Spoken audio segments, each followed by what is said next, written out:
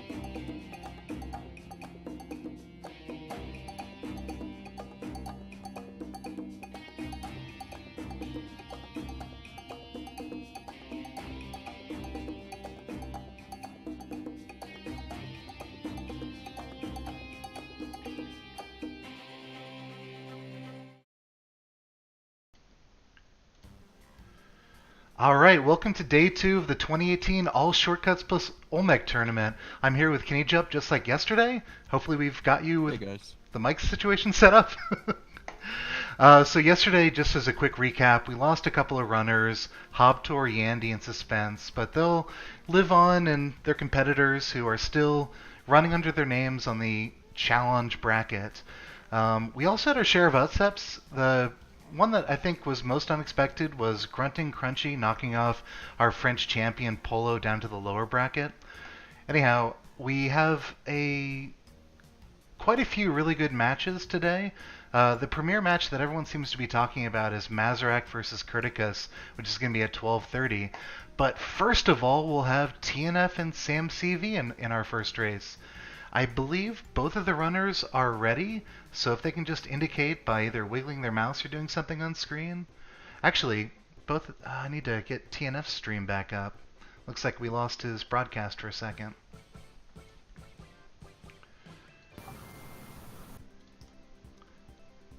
One sec while we deal with the inevitable tech issues.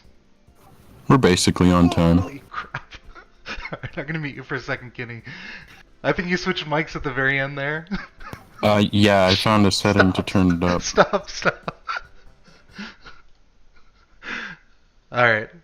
One second, guys.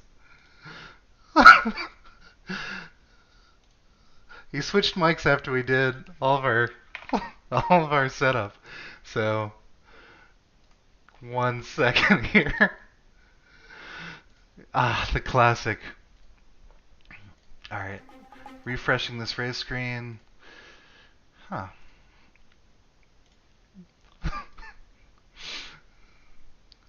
One second, guys. I can't. You're so loud still now. Okay, just put it whatever it was yesterday. Alright, so we've got TNF and Sam CV. These guys look like they're both ready. I'll give a quick countdown in Discord and we'll get the race going. Alright, 5, 4, 3, 2, 1, go!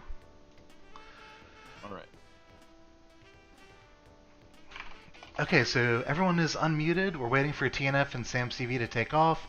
I'll be syncing their streams as they go. Looks like Sam got a couple second head start over TNF. I wonder if it's safe to talk. It should be safe to talk. Okay, well, TNF is our only actual Korean runner. We had Kurt yesterday, but he's not actually Korean. Just pointing out. Okay, false start, I guess. TNF, can you indicate you're ready so we don't have another false start? Shoot, Sam.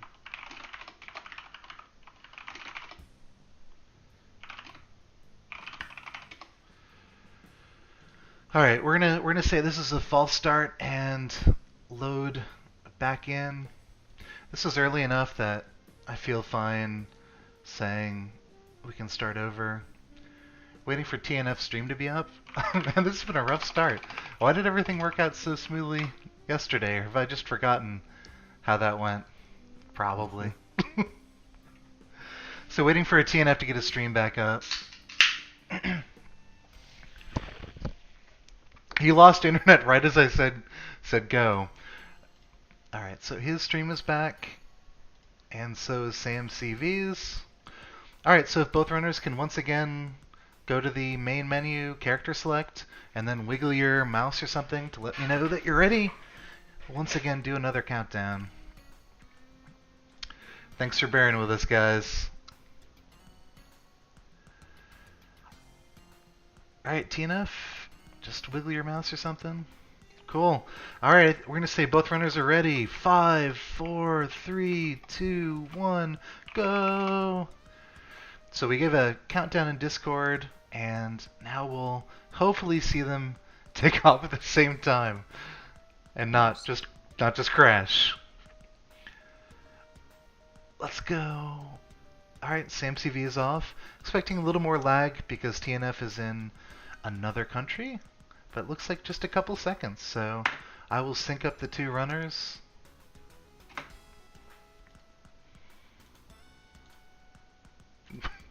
No. Alright, he's back. I was worried that we had lost TNF for a second there. Can you want to say hi again, and hopefully your mic is in a better state? Yeah, I think my mic's in a good state right now. I'm just not sure if it's on Twitch.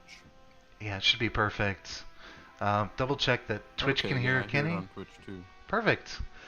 Alright, we got a race. It looks like both runners got the blackout glitch, and I think I saw a little bit of fall damage for TNF, so a couple early race jitters. Probably the extra pressure of getting disconnected right before the race, but only a couple seconds behind. Yeah, I think we were just like 5 minutes in, we have everything pretty well set up. So I think that's a lot better than yesterday. So risky. I can turn it up a little bit. No, You don't want me to? Let's see. Okay, multiple people are saying he's a little quiet. I'm just worried that we're going to end up with the what happened last time where we were both I of went us from 50 Okay. to 100. Perfect. So I'll do a much smaller increment. Well, you'll have to watch the VOD to hear what we heard on our end. What you guys heard. Yeah. I didn't turn it up again yet. Let me check. Cool.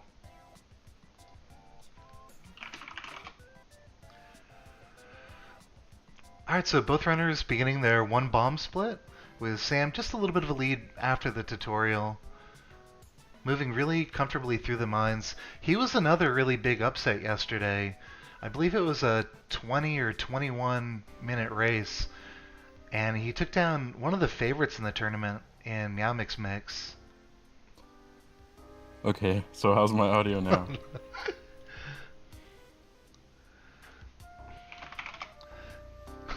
I'm waiting for Twitch's reaction because I've been able to hear you, except Perfect. for. All right, great. Okay, there we go. It's always a little bit hard. We have a lot of different things going on at once. But once we get it all working, it's usually good. It's like impossible to test everything. Yeah, it's bouncing multiple music I'm really loud in your inputs. headset. Yes, make it work. I'll just lower my headset volume and that should work. I'm always worried playing with all these sound knobs that something's gonna go wrong, but we got it. So we have Sam just did the one bomb delivery, and TNF. I think he also did the one bomb delivery. A little bit of lag on his stream, but Yeah, that's they're right. both about even. Yeah, we're gonna probably have some lag issues with TNF for most of today. Just he's crossing at least one ocean to get to our Moss ranking headquarters in Maryland. Yeah. So yeah, both runners on the one rope split. Sam one full level ahead of TNF, but really just maybe a 15-second lead at this point. And no embarrassing deaths just so far?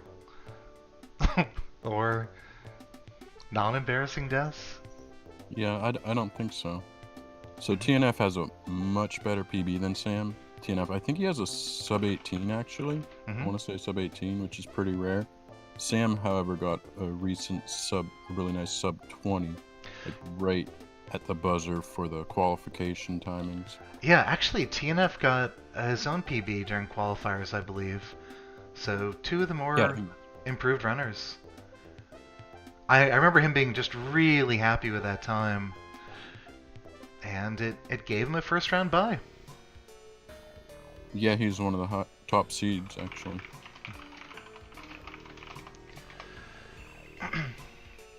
So we'll see if Sam CV just becomes this underdog assassin like we had last year. Like Patches? Like Patches, yeah. Took out myself and Twiggle. So TNF was seed number 5, which is pretty phenomenal, and Sam was seed number 15. That sounds about right. Ah, tough. Start whipping, Sam. Start whipping. You can kill him. There he goes. I have nightmares from spiders in my own race yesterday, and looks like Sam is going to be the one affected by them today. That's rough. Very tough enemy to deal with, especially without extra bombs to work with or a shotgun. So he'll have to restart the 10k gold split. Meanwhile, TNF has all the gold he needs for his 10k gold split. Kind of annoying layout here. Looks like, very nice arrow whip.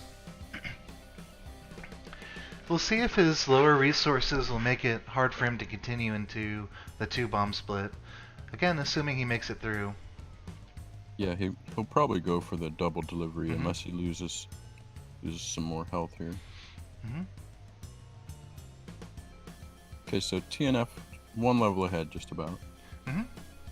That sounds about right. Sam does have a lot of gold that he has to... Oh, very nice. Get the idol. Yeah, so he's still, with this idol, lacking another 1,200 gold. So... Wow, yeah. He's got it now.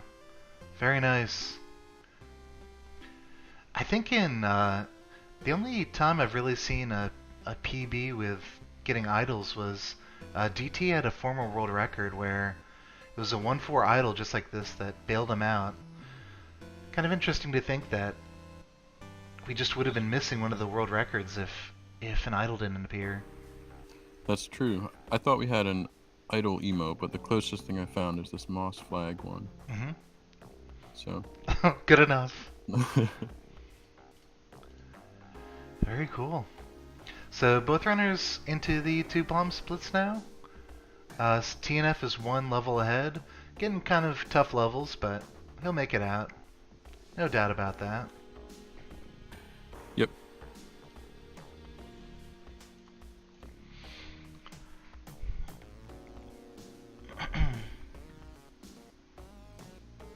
Another tricky level for TNF. Oh gosh. Wow. Kind of a shortcut. Yeah, that's a decent finish for TNF on the 2-bomb split. We saw so many boomerang men just end runs yesterday, including a surprisingly large amount. Yeah. I think my own race was in large part determined by a boomerang man as well. Pojo got I think knocked off on a key split from one. Yeah. So we have our first. Okay, he's onto the 2-rope. We have Sam onto the 2-rope split. And TNF found a black market on the 2-rope split. Yeah. So that's going to give him a little bit more of a lead on Sam. Not much, though. He's only about a level and a half ahead. Saturn is messaging me strange things on Discord, so hopefully I haven't done anything wrong. I always worry when he starts messaging me. I think everything's okay. I hope so. I'm gonna share this with Twitch chat. Oh, it was probably a cat or something. One of the sat ducklings, maybe? Oh yeah, that too. Alright, so 1 level lead for TNF here. A little bit hard to track what he's doing. Oh no, he's got a beehive. Very smartly uses a bomb to get around it. But just very tricky enemies to deal with in a low percent style run. And Sam finds him as well. Okay, so it looks like Sam might be able to avoid the queen bee. Oh my goodness. Okay. Sam's only about 5 or 6 seconds behind. Both runners onto the shotgun split. Yeah. So this is where it really starts getting interesting. We'll see if we see any more shotgun trolls. We saw so many yesterday. That was kind of ridiculous. Yeah, that also helped me out in my race. Yeah, Pojo had shotgun troll. So nice use of freeze ray jump by TNF. Yeah, too bad it wasn't a shotgun. He got a much more rare item. Yeah, it'll in that make crate the than a shotgun. it'll make the shopkeeper robbery a little bit easier. And That's there's true, there's some that are a little tricky, like the hired help shop and the damsel shop. Oh, great shotgun! We did it. How did that? So there's several ways to find a shotgun in the shotgun split of AS+O, and we always talk about, of course you can get one from a crate, but it's so unlikely. And it's so weird because we were just talking about it. Wow. Alright, so Sam CV aggro's a shopkeeper. One idea on this type of shop, if you're not familiar with how to rob them, is to just aggro them and then steal the shotgun from a later exit keeper. But he uses the spikes in a nice way to have the shopkeeper kill himself. Nice little plays there. He's a little bit behind, maybe about 10 seconds behind TNF. And Oh now, no. Yeah. Took a tiki to the face. There's a lot of tikis on that level. But he's rewarded... Oh! Never mind. He got a really good shop there with climbing gloves and a cape and extra ropes, but unfortunately he ends up dying. Another shop for Sam. He makes a decision, should I go for the ash gravestone? Yeah. It's a tough call. Yeah, there was some good mobility in there. Maybe think- since he had a couple deaths, it wasn't really... Yeah. It was probably a good decision to go for the potential multiple deliveries. Yeah, and speaking of which, TNF has a couple of extra bombs and ropes in the ice caves. Also some... Are those spring shoes or no, spike those are spring shoes. Yep. So, solid lead by him, but Sam has those extra ropes which will make double delivery also very possible. It's a very tight race, assuming TNF is still alive. Yeah. Forever immortalized. This is actually a pretty new issue on at least this tournament. Yeah, we haven't had much problems with runners lag. Yeah. Look at that spike pit for Sam. Alright, Yeah, so thanks, TNF's stream has gone down. I'll bring it back up in just a moment. Looks like he's back. Well, it's showing 2 Sam CVs right now, which I appreciate that. I see now. Yep. So I'll just be paying attention to Twitch on TNF stream. Hopefully he's still running and just automatically fixes itself. And we'll just bring him in whenever whenever he shows back up. Our runners are very much in sync right now. Mm-hmm.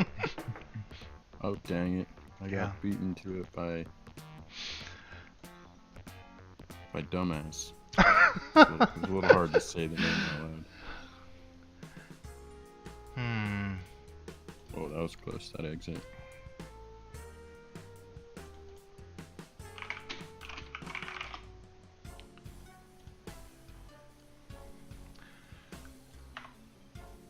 So still waiting for him to bring his stream back up. If someone notices it before I do, just tell me and I'll refresh it. Meanwhile, we'll watch Sam CV, who's got a pretty good run going. Are they using SRL for this? They are not using SRL. Okay. Okay, TNF is back. Looks like there wasn't a problem. And I'm going to pull Sam down just a moment to get both runners back up. Sounds good. And that's TNF, and that's Sam. Okay, so we have TNF on the 3-rope split. It looks like he didn't go for any kind of triple delivery. Looks like Sam is going for the triple delivery. And he's a painting again, but that's all right. Hopefully these aren't spliced runs. Whoops, my stream went down. So Sam's about a level and a half behind TNF. TNF got the ropes into the key at just over 14 minutes, which is pretty good for a race setting. Never actually know when those bombs are gonna stun you. What was the fastest race time we've seen so far? I'm trying to think if we've had some. I don't think we had a sub 20 yet. If we did, maybe it was one of them. But a couple of low 20s, 21s. Oh, yeah, okay. Oh, Kirk got a sub 20. Not surprising. One of our faster runners.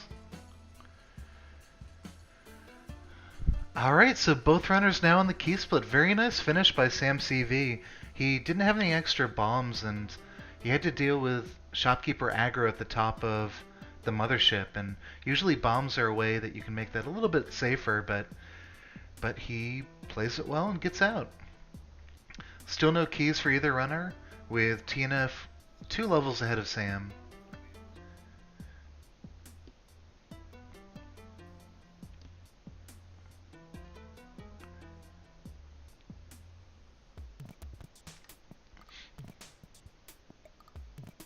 Not a very interesting shop for Sam, unfortunately.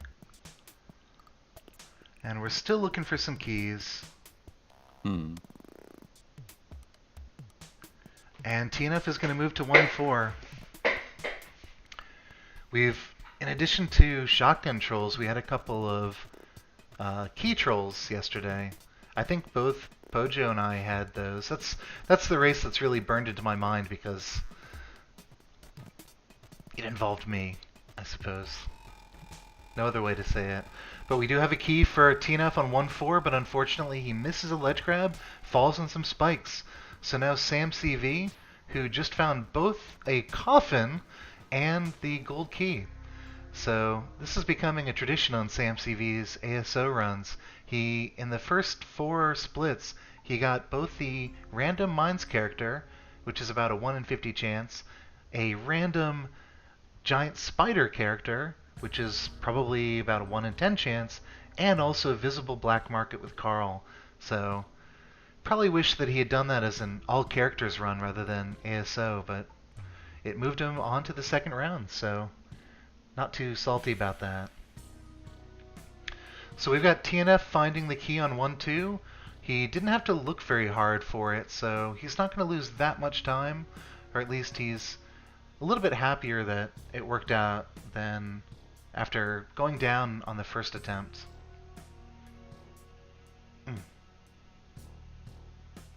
Sam CV now on 2-3, making really good progress on this key split.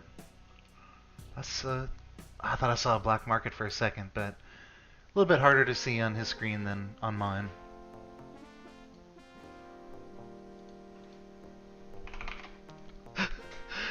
So Kenny has dropped. Yeah, for... I had some audio problems, but we're good now. We're good. I can assure you that one wasn't my fault. Oh no, No. Sam! He Most- tries to shove Most a... of them have been my fault. He tries to rob a shop with a jetpack, but he has a spring shoe and doesn't account for that, so he'll have to start over the key split. Very tough death for him. Yeah, that's gonna hurt him.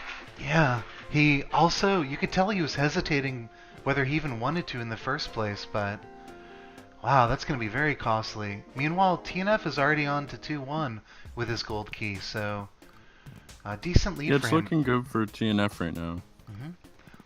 His stream is also looking, never mind. It- It was looking good for a while. So Sam CV has the key again. His resources are a little bit low, so he'll be maybe looking for some crates. TNF is in a much better spot. No passives are on either runner at this point, but those are kind of secondary to resources. Skin is crawling level, so Sam CV finds some more coffins. Yeah, Looks he's low on HP, and that could be costly. Mhm. That's the nice straight down skin is crawling though, at least. I'm hoping we haven't lost TNF again, but he's just gonna appear and say I finished the race in a couple of minutes. Oh no. I think it'll be okay. Yeah. We're cheering for Sam anyways, because he's currently behind. Yeah, he's also, I would say, the underdog in this race. He has posted quite a few really good times recently. We got synced streams again.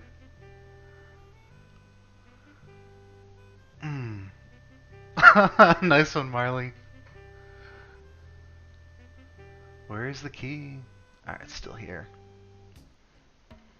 So, I was about to say TNF is down to 1 bomb and 3 ropes, but that is definitely Sam CV.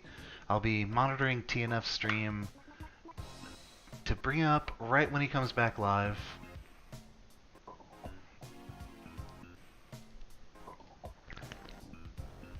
Yeah, that was a pretty awful level, Brute.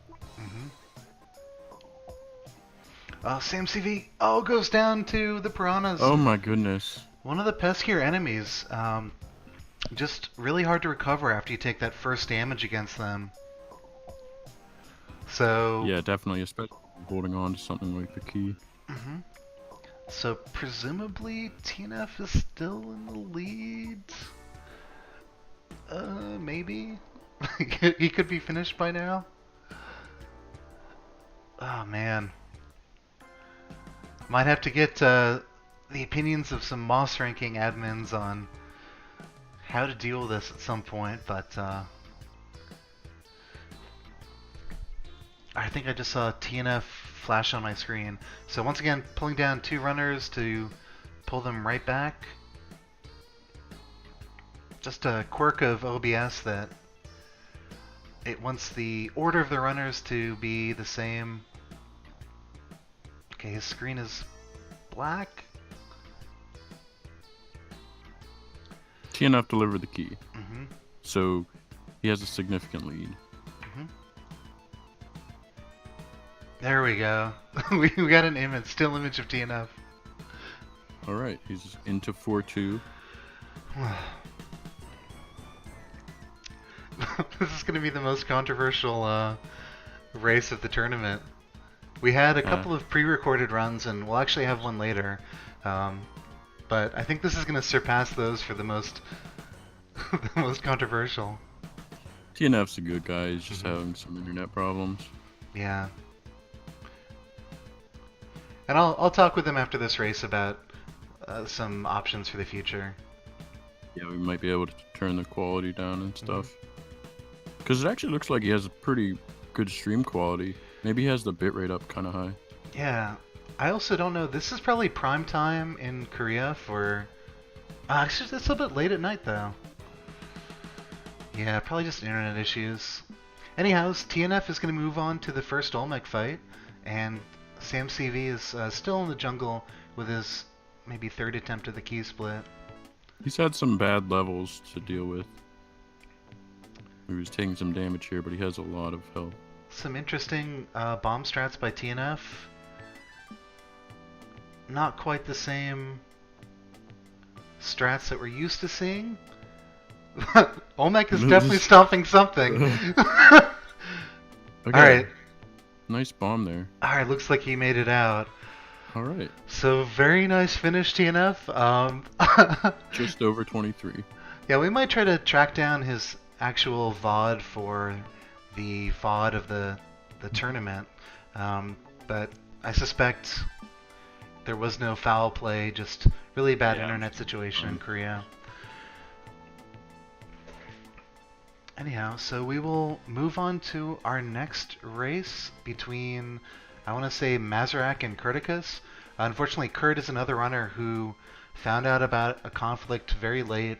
He did record a run last night, and I have recorded it, I watched it, and once again, we use the standard anti-cheat to make sure there's no funny business. But we're a pretty trustworthy community as well, so hopefully this won't cause too much grief. Don't worry, TNF. So this is going to be kind of cool because I didn't know Kurt had the conflict, so my reactions will be in real time. Yep, and I will spend a couple minutes getting the overlays right for the next runners. We'll have Mazarak on the left, Kurt on the right.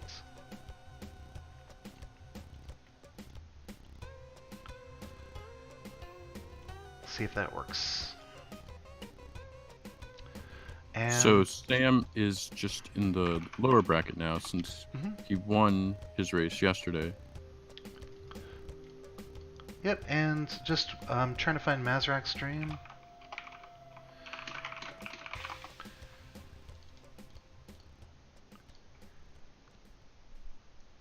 Looks like he is not quite up yet.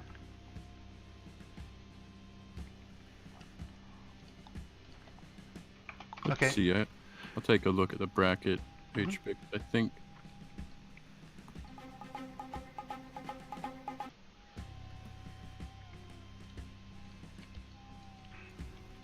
I'm not sure who Sam will be facing next. I pulled it up on stream. Oh. It'll say the loser of this race. I think he's going against... I can't remember. It depends who wins out of Speff versus Mike, I think. Okay. We'll see. Oh, Mike's. Oh, that was funny, Mike. Alright, Maz. Since you're just racing by yourself, you're welcome to start at any time, and I will sync up Kurt's video whenever you start. This should be a really exciting one. And we have our second resident South Korean runner. So yep, go whenever you're ready, Maz.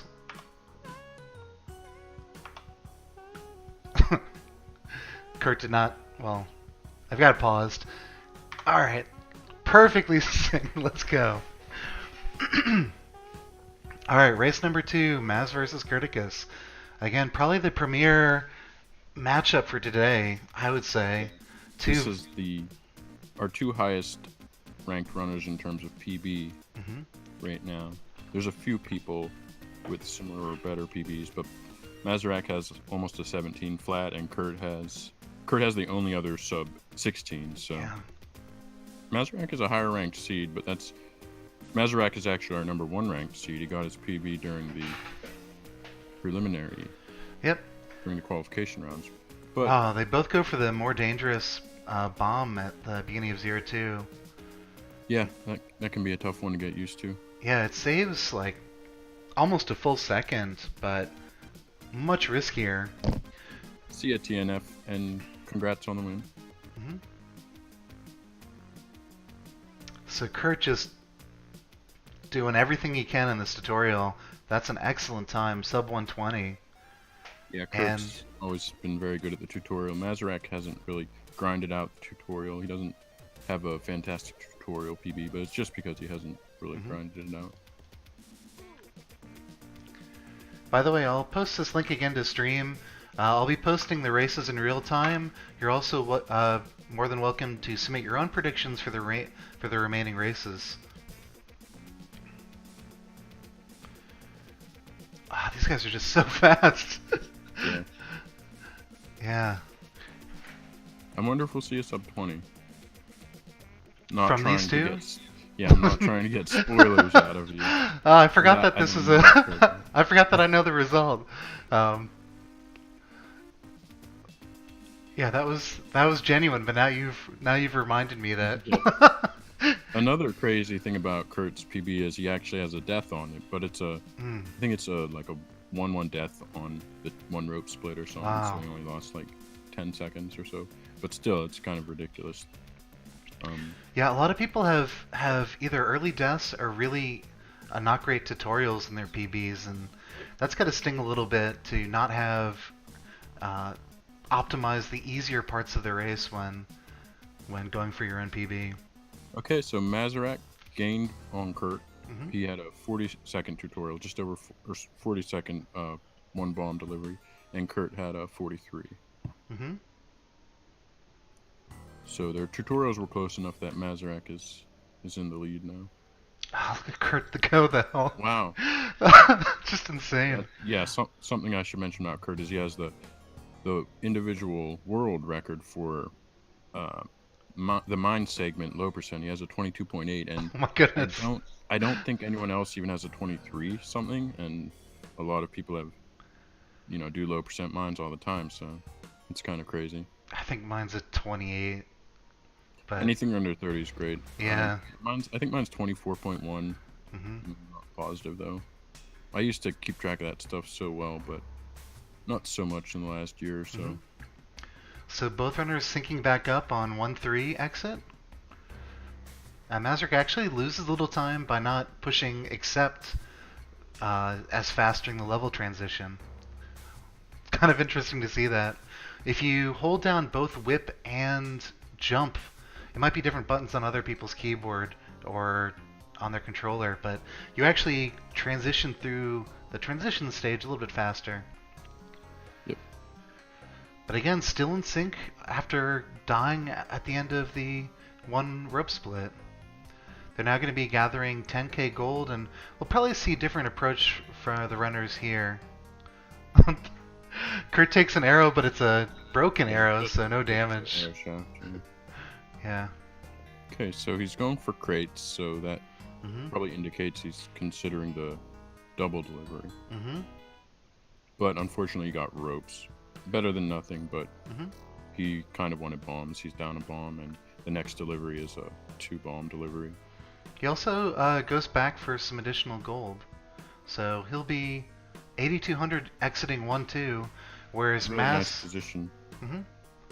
Maz will have 8,500 going into 1-4. So again, just a slight lead by Mazarak here. Nice straight down. Skin is crawling for He needs some gold Mazarak. I though. want to say, ooh, Yikes. he's gonna get it. He lost about 10 seconds or so to this situation, but Kurt is also. Kurt apparently he got to 1-4. He must not have had much gold along the way in 1-3 because he had to go back up and get a triad. But as a result, Mazarak still has a slight lead. Nice use of the warm tongue there for Maz. So Maz will use his last remaining expendable bomb. It does save probably about 10 seconds, so well worth it. But it makes it a little bit riskier for him for the rest of the split. He's also down to only 2 ropes, so he's really at the mercy of the level generation. And here we go. We get we get bees, of course. Wow, well handled. Only lost 1 HP. Yeah. So down to 2 HP, 2 ropes. Tiki Can't use any Village bombs. Oh, looks like it's 3. Tiki Village for Kurt here. Got through it. Kurt can't use any resources. He can use his ropes, but they're on the same level at the same time. Kurt's just a little bit behind. Nice use of ropes there for Kurt. It only saves a couple seconds, but as you can see, a couple seconds is the difference between these two runners right now. And we see Mazarak doing the same thing, exactly the same thing, 2 2 ropes to get through 2 layers quicker without having to look down, making it not risky. All right, a couple second difference, but they both managed to deliver the 2 bombs. Yep, They'll they both both have- got the double delivery, so they're going back to the lobby here. They'll lose a few seconds doing that, but they both have to do it, so... So far, this race living up to the hype. It's been great to watch. Yeah, absolutely. They're going to be near 8 minutes flat into the shotgun, which we always bring up as being a good benchmark for a pretty killer run. Mm-hmm. But we'll see. We'll see Maz anything just can happen from here. a little faster by Maz, but again, we're talking about seconds. We're talking about very slight differences between how the runners are taking these. Yeah, Kurt got a much more generous 2-2 than Maz. Well, actually, the lower part of Maz's 2-2 is pretty agreeable. So, Jetpack teleporter? well, Just jetpack. I can't say that was a bad decision. We'll see what the Hmm. shopkeepers do at the exits, but Yeah. already it's probably made up in time, not having to look down at all for all of this. But Unless he gets shot. Oof. Always It's nervous. probably gained some time so far. We'll see what happens in 2-4 here. It was an interesting decision to skip the teleporter. A good decision, I would say. Mm-hmm. Yeah, he In a race setting, for 5 sure. second level there would have been like 8 or something without the jetpack. So good decision, and actually a rare decision you see actually is someone taking a jetpack in the middle of one of the shorter splits, but sometimes it does help like it did there. Mm-hmm. So Kurt about 5 seconds behind. Kurt is also the first person to find a shotgun. Maz does as well. He gets a better shot, not great, but those climbing gloves are always an item that this is one of the rare categories where almost everyone likes using them. Yeah, Mazarak is just really incredible with the climbing gloves, as Mhm. we see on score runs. That's right. You won't see him skipping climbing gloves much, just on a few types of speed runs. Yeah, maybe an any percent, but that's about it. Yeah. So unfortunately, he did get the shop that could have a jetpack, but it did not have a jetpack. So Mm-hmm. climb gloves are probably about the 3rd best mobility item you could get for this split. They might even, you could argue they're better than a cape, but depends on the level generation and Mm-hmm.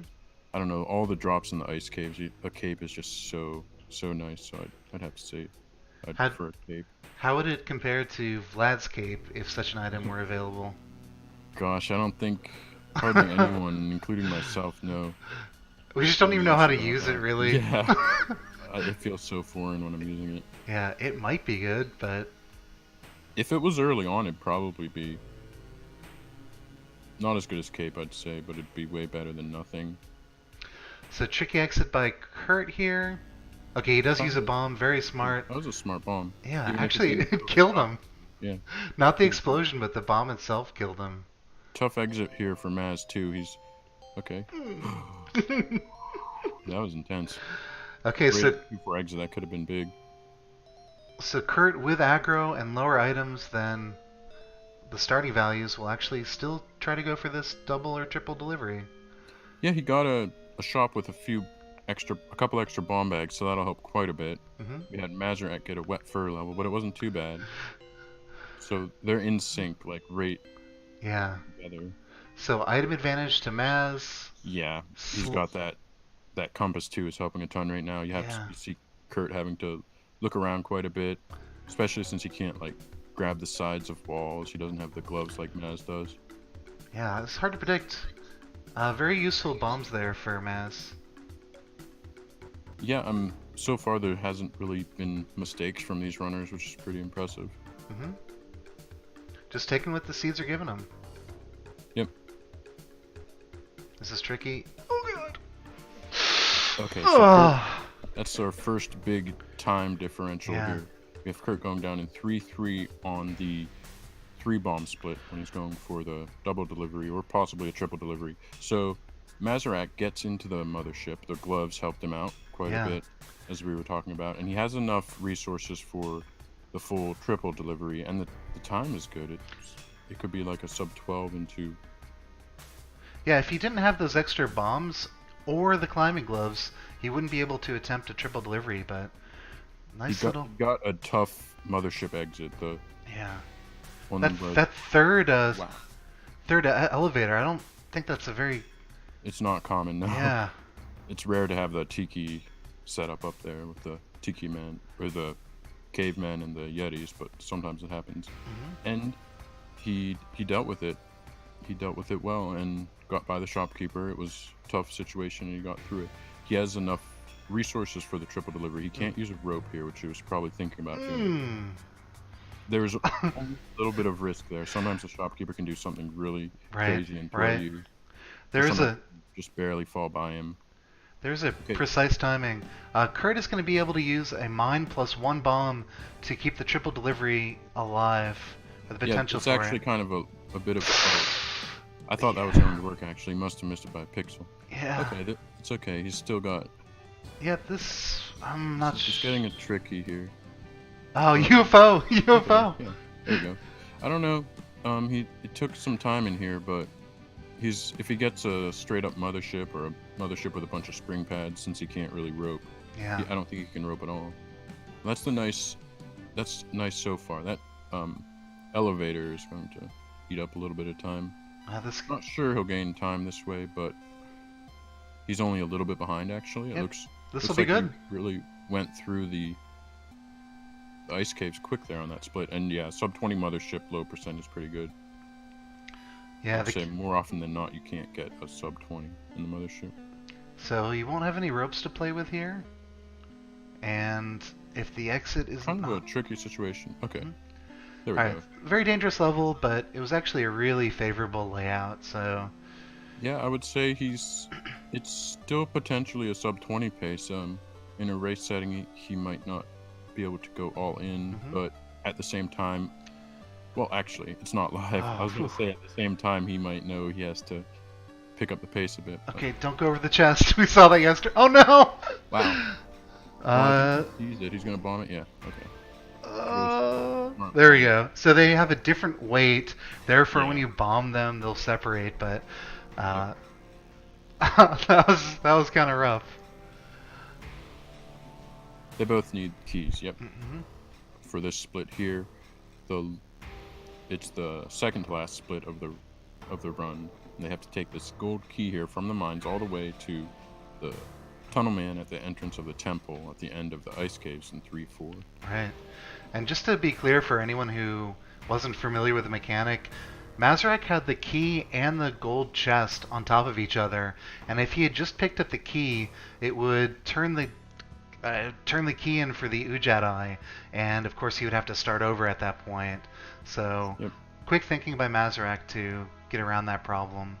Meanwhile, we see Criticus getting the key in 1-3, a couple stages behind Mazarak. In fact, looks like it's about 3.5 stages. Mazarak actually is really blazing through this split. Yeah. He got a kind of a tricky level here, but... So down to 1 bomb and only 3 ropes. It's tricky. Sure.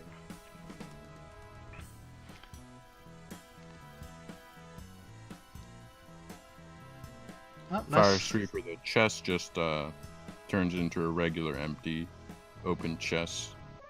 Tough water situation with bats and piranhas for Kurt. Looks like he got the bomb placed properly to get through the water there. He also got a damsel. We have him a whole world behind Mazarak though. Maz's bomb count is kind of low, but he's got all of his HP. He's got a couple ropes. I think he'll be able to pull off this delivery unless he gets something like a wet fur level. Oh god, poor Kurt. Wow, that frog. So bombs or whips? He goes with bombs. I cursed Mazarak with that wet fur level. Okay, there's the real danger. Yeah. Okay, he... Oh god! Yes. No! Whoa. Lots can go wrong on wet fur levels. Yeah. Alright. Alright, he makes it out. That was terrifying. Oh, is it 1 more level, 2 more level? 2 more levels for Mazarak. Kurt finds a black market, but it isn't one of the ones that is worth robbing. Mainly no jetpack. That's rough. Okay, so Mazarak has 1 level left. He's got good resources for this delivery. It'd probably be worth it for him to reset. But But yeah, something to note is Mazrak is definitely on a sub 20 pace. Wow, Kurt. 1 HP into 3-1 for Kurt. Okay, we have our first key delivery. So a big decision by Mazrak to reset or not? And he does reset. I think wonder that was which definitely the character right that call. Coffin is. Yeah, it was the right call. It was following a wet fur, so it must have been a second Eskimo character. Strange. Okay, so Mazrak is in 4-1 on the... Oh goodness. Good bomb there. That tricky, mummy tricky. Anubis, just your standard 4-1. Wow, that curve on that Locust is just brutal. So He's two still more... definitely sub 20 pace, actually. Yeah. 2 more levels for sub Kurt 19, on the gold key. in fact.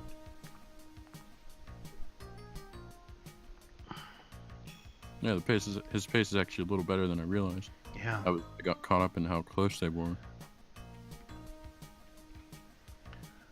Okay, so Kurt just has to do one more level. It would be really terrifying to have a death at that point. Okay. All right. There we go. So at this point, probably reset as well. Yeah, he's low. His HP's 1, so he's going for it. No resources. It's intense. I don't approve of this. But Mazrak will be the first Olmec. He has a couple extra resources, so he'll get the first chance to win this race here. Yeah, this is pretty intense. I mean, oh gosh. Goodness. Kurt! A smart bomb. Yeah. Alright, so paying attention to Mazrak probably. Yeah. he did the first bomb good. Yeah. I think he's going for... I'm not sure if he'll be doing the bombs. Yeah. Doesn't look like it. Oh! My goodness. Okay, one more. He should be okay. More. Yeah, he has an extra rope too. Wow, look at this time. He's getting a... Wow! What a finish by Maz! 18:45. Incredible. Yeah, very, very good. And we'll keep watching Criticus for his first attempt at Olmec, but just an incredible job by Mazrak there. Well earned victory. Yeah, that it looks like Kurt might pull off a sub 20 as well. Just with this 1 HP situation, it's kind of scary. He's got 3 ropes, spring boots. I guess they might come in handy. Could be need to do a high jump at the end or something, but it'll be pretty impressive if this works out. I think very few people would not have restarted there. That's right. Look at that, he's not... Okay, as long as... There we go. Any of those spawns would have killed him, and at 1939, so it's really... That would have won basically any other race so far. Yeah. So, really fantastic job from both of these guys. Amazing. Yeah, it definitely lived up to the hype. Alright, I'm going to set up the next race, which is going to be Speff versus Mike is my Ike. I will get the overlays and all that fun stuff working again. So, here it goes. Alrighty, I'm going to duck out for 1 minute, but I'll be right back. Sounds good. Alright, we'll have Speff on the left and Mike on the right.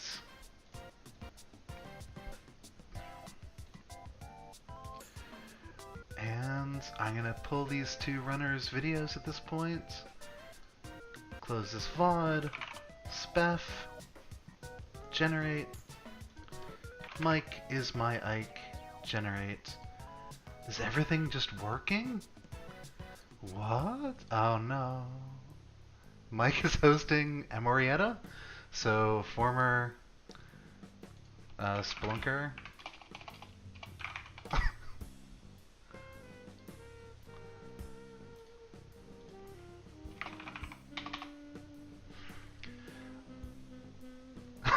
Oh, that's a good point, Twabit.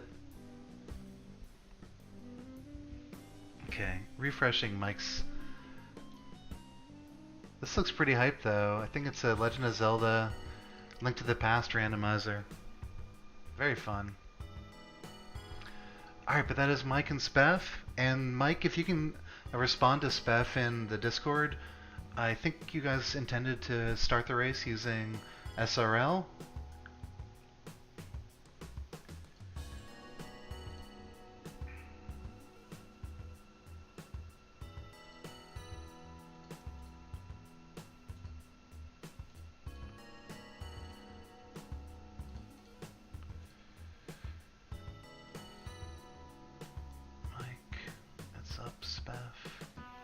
Just waiting for Mike here. Nope.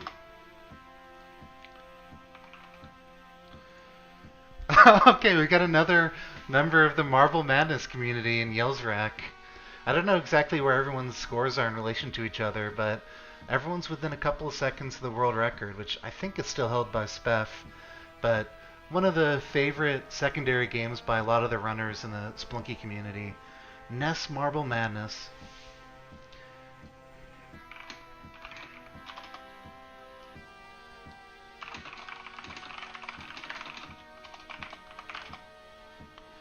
Just waiting to make sure both runners are ready.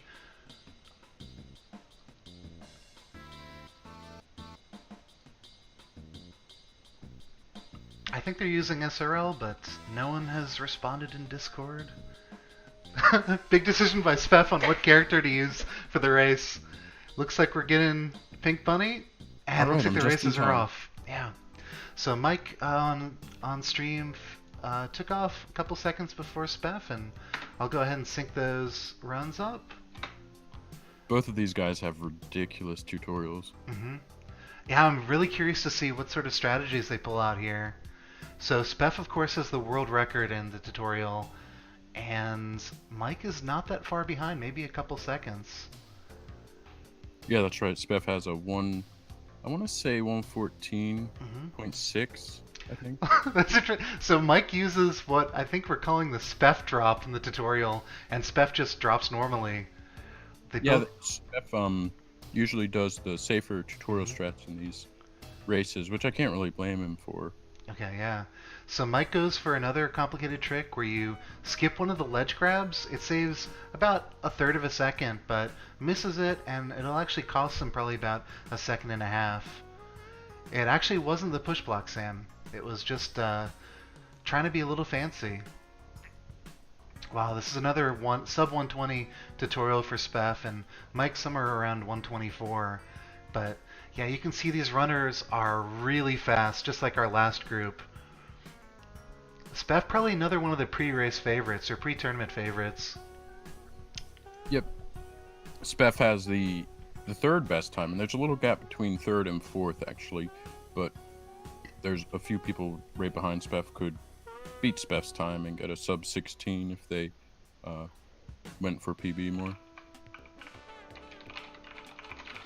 But yeah, Speff has, I believe, like a 1605, a 16OX for sure, which is just incredible, yeah.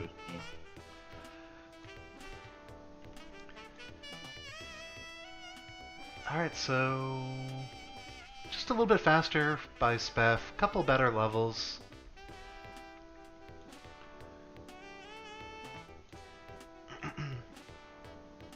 Mike is going to be carrying around a damsel. He's probably less interested in that HP and more interested in just deflecting any arrow traps that come off screen.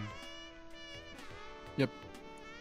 Mike had some definite slow levels for just a generation. He's playing them fine. He just got a couple slow ones. Yep. So as a result, Speff is almost a full level ahead. Oh, get a Mines character. So Speff is another person who's very interested in the all characters run. And that's right, that's right. And if we're grinding both all shortcuts and all characters, if you see a coffin in some of the earlier splits, that's when you know to switch categories to all characters. Yeah, when you run all characters, you start getting excited when you see coffins, and in the past you never really do. Big group. Oh, teleporter? That was a good decision. Yeah, for sure. You can definitely really save. tough to go for teleporters in these. But we have to cheer for them. We have to. Yeah. We have to try to bait the competitors into going for them. Yeah. They're just so entertaining. Hmm.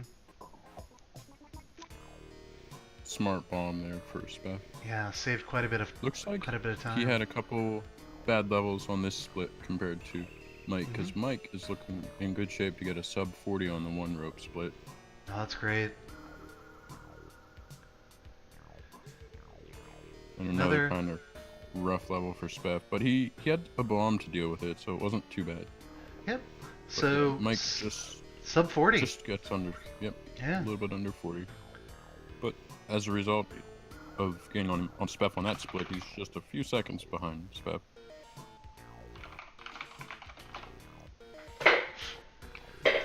So the 10k gold split looks like Mike is finding a little bit more gold on his path, and Spef has slowed down a little bit for crates, which definitely a big choice you have to make in this split. Right, for the 10k split, a single bomb bag crate can be the difference between doing the double delivery and not. Which is what Spef got. He got a bomb bag, so Exactly. definitely in good shape for this double delivery. Yeah, he's actually up to 77k gold, so just needs a little more to just start speedrunning straight up. Yep, that's right. He sees a triad and he knows his gold. He already has a lot of gold, so he doesn't backtrack for it. Probably would have liked to taken those gems from the spider there. Pace is also kind of useful, but it's all secondary to having full resources going into the 2-bomb split. That's right. So we have Mike going for a damsel. Actually, Mike had a he death died rate? at the end of Yeah. 1-4. Well, this damsel will help. Yeah. So the first two races were pretty intense group. We had our best finish of the tournament so far with Mazarak getting us an 1845, but Kurt also had a fantastic 1940. I want to say 1941. So we had Somewhere in there. two strong sub 20s.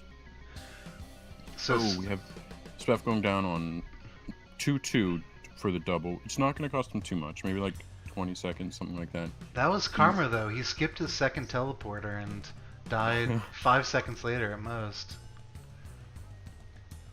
Yeah, he still has a pretty comfortable lead. Mike still needs 2,500 gold and one more level in the mines. Yeah, Mike, he's definitely the underdog here, but he could still pull off a win. Something like a key death for Spef. But could really even the playing field. We actually get to see a nice little mechanic there. The giant spider will die if he jumps on spikes, but only if the right side of his body touches the spikes. And we saw the spider, landing on the left side. There's a similar mechanic with Anubis later, where he can only be crushed, or if you crush the top of him, he will destroy the scepter, and if you crush the bottom, the scepter will just be waiting there for you. Yeah, that's why you usually see in low hell runs, you'll hardly ever see Anubis getting crushed from a vertical thwomp. Right. It can sometimes pinch the scepter out to the side, but only like if Anubis is like, if it's right on the edge of his hitbox. Yeah, if he's just straight up against the wall as well. If he's pinned, you can make it work. Anyhow, that's low hell. This is AS+O. So both runners are now on the 2, and the jungle splits. I thought they were on the same split, but actually Mike is a couple levels before completing his 2-bomb split. That blue bunny just right out the gate. He was just running at the Tiki Man. He was just excited to be free. There he is. He survived. Blue bunny is so good. I like All it. the bunny sprites Don't do are it. fantastic. Don't do it, bunny. He's playing, okay, I think. He's playing too close to the tiki traps. It's crazy how sometimes the hired help will know Yeah. to avoid tiki traps, and other times he'll just run into him immediately. This is maybe my own paranoia, but I think the Tiki Village characters, coffin characters, tend to survive more than any other. And I don't know if it's different AI or if just... Well, you know, they're in a tiki village. Maybe they learned. tricky situation here for Mike. Yeah. So we have Speff a whole split ahead of Mike, and he has some fantastic mobility for this split. Maybe not fantastic, but really good. For a race scenario, this is anytime you get extra ropes, and this cape is the cape is just the icing on the cake. Ice caves. Yeah. We even see the cape coming in handy here. So extra HP for Speff as well, probably? Yeah, I would say he's probably going to go for it, especially since that erratic behavior from the bee got him down in HP, but now he's in great shape HP-wise. Black market? It was a tough decision. I think he made the right call from a speed perspective and probably a safety perspective. I mean, the odds of there being a jetpack in there, there's more black markets without jetpacks than there are with jetpacks, but... Yeah, you can also make a case that he's ahead, and sometimes that Ankh comes in handy, but... That's true about the Ankh, yeah. Ooh! Speaking of Ankhs... it was a brutal exit. Yeah. Brutal exit. So Mike now 2 levels behind Speff? 2 levels, yeah. So this black market is a definite yes. Oh, yeah. So we might see him going for the Ankh, we might not. We might, there's an appearance. Definitely. So him dropping off bombs at the start tells us he is definitely going to be collecting some items. He does have a bomb bag. Occasionally you'll get a black market with no bomb bags, and you can just lose the split. The mobility here is not great, but yeah, there's a rope piling gloves. Looks like he's going for the Ankh, which is a good decision. Yeah. So I'm seeing climbing gloves, extra ropes. I know there's some more bombs. Yeah, that last shop. I think the paste is what makes it worth it. Yeah, I would take the paste over any of those bombs. But yeah, this is... Oh god.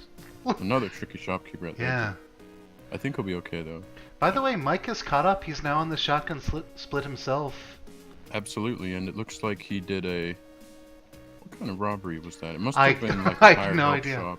Oh. Yeah, hired help shop. Okay, yeah. So he's murdering the hired help, which is a good decision. Yeah. So yeah, Mike has caught up almost. These bombs are going to help Speff on these exits. So Great Mike, here for Mike. Yeah. Mike's going to have trouble doing any kind of double or triple delivery unless he gets another kind of shop or maybe a really fortunate crate. He needs either more bombs or more ropes, or to start 3-4 on the same level, same side of the level as the mothership. That's right, yeah. It's looking better for Speff right now. Speff, like we mentioned, he still has that Ankh, so yeah, I think we'll see him for sure going for the triple delivery. He can afford a death in the mothership, for instance. So Speff is now 1 level ahead of Mike, and of course he's made the delivery, so in a much safer space, not to mention the Ankh. Dead or Restless for Mike, I didn't see a vampire, unfortunately. That really could have helped him catch up, but he gets the delivery, and that's like the main thing. Yeah. I think he was taking a peek for a vampire over there, which is probably a good decision. What for level for Mike? That would be an instant reset for me. But he might be valuing the ropes from the... Close exit there for Speff. Still alive? Still alive? Holy moly. Compass and ropes? Look at that. That mammoth. I've never seen that. Hashtag worth. Alright, Yeah. maybe not. Ooh. What? So 2 separate Yeti men tried to grab him there, but because they were moving fast enough, they didn't actually... God, I forgot there's a shopkeeper. Wow. So in the midst of all that, we had Speff getting a Psychic Presence jetpack, and he's in fantastic shape to finish up the triple here. Okay, we're back. I'm sad I missed the Yeti stuff. Oh, it was great. It was actually the exit on 2-4, or on 3-1. Yeah. Oh, we got tossed by a Yeti there. So we have this pace strat for upwards bomb cascading. Very good decision there for Speff. It was kind of a tough exit to approach. Yeah, those extra bombs really came in handy for him. Yep. And the paste as well made the mothership exit much safer than it otherwise would have been. So we still got the Ankh. Yeah. So a strong triple delivery there for Spef. He's on definitely a good pace. It's about the same pace Kurt had for Kurt's race earlier. Yep, and Mike's still working on the 3-bomb split. 2 more levels. Oh, thanks, thanks, Crunchy. Oh, nice. Yeah, if you guys see something interesting, please clip it. We're going to be putting together some sort of video at the end of these things, so that'll help us out. We had a couple of really good moments in yesterday's races, and yeah, anything you see that you think is hype.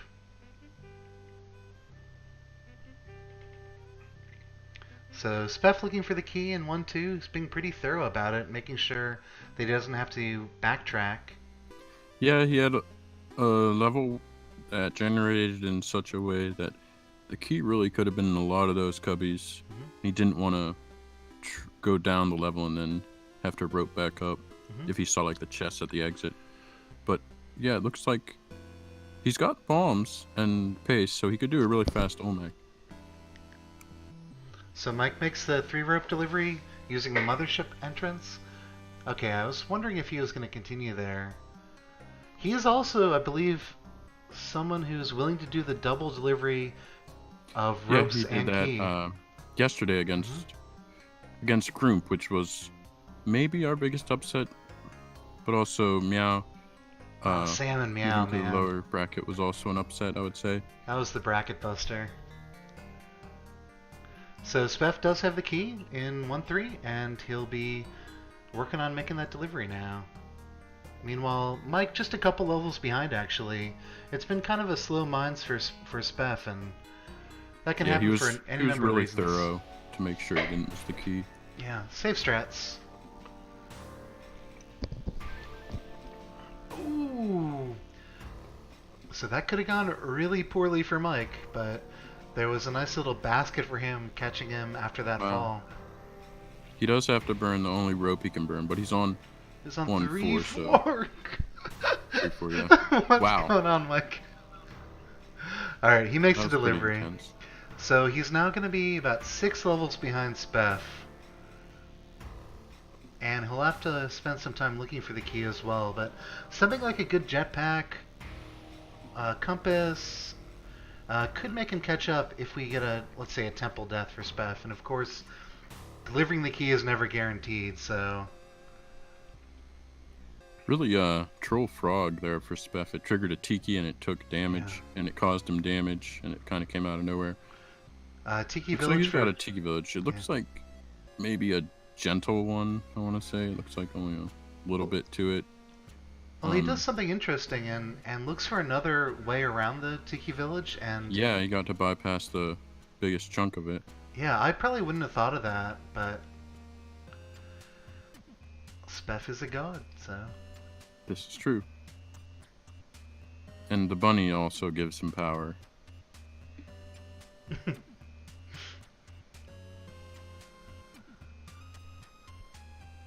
So Sam, or Mike's still looking for the key here. A lot of good crates. Or a lot of crates. We'll see if they're any good. Compass is excellent. And bombs are always welcome. Nice. So Spef with 3 more levels with the key, in very good shape. He also has quite a few resources, ropes and bombs. So he probably will be able to continue into the temple if he makes this delivery safely. Meanwhile, Mike does find the key, plus some spike shoes in 1-4.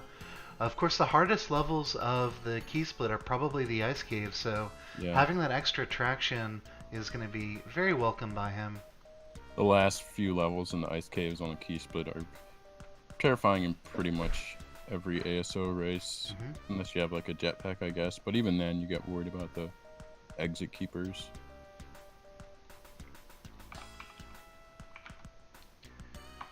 Okay, so we have Spef with the delivery, and he is on pace for around Kurt's time. Anything can happen in the temple, though. You can have a death really easily. And he's going. Looks like he'll continue on because he has that paste and those extra bombs. The only thing he's down on a little bit is an HP. Mm-hmm. This is a very dangerous thwomp trap. Mike buys some ropes. Very cool. That'll be helpful if Speff has some trouble making out of the temple. Dark temple level for Speff. Every once in a while a mummy can just appear and just end your run. Yeah, definitely slowing down a little bit. Gets a pretty favorable exit, and that makes the dark level not nearly as dangerous.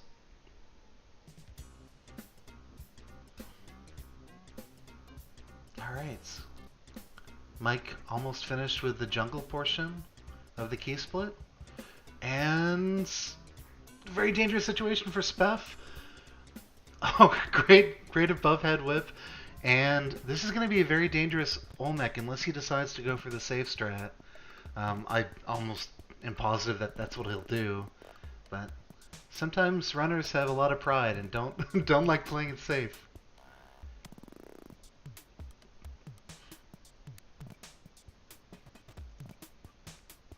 Okay, 1 HP Olmec. He does a good job to take care of the Hawkman who can ruin this Cascade strategy. Cascade looks good.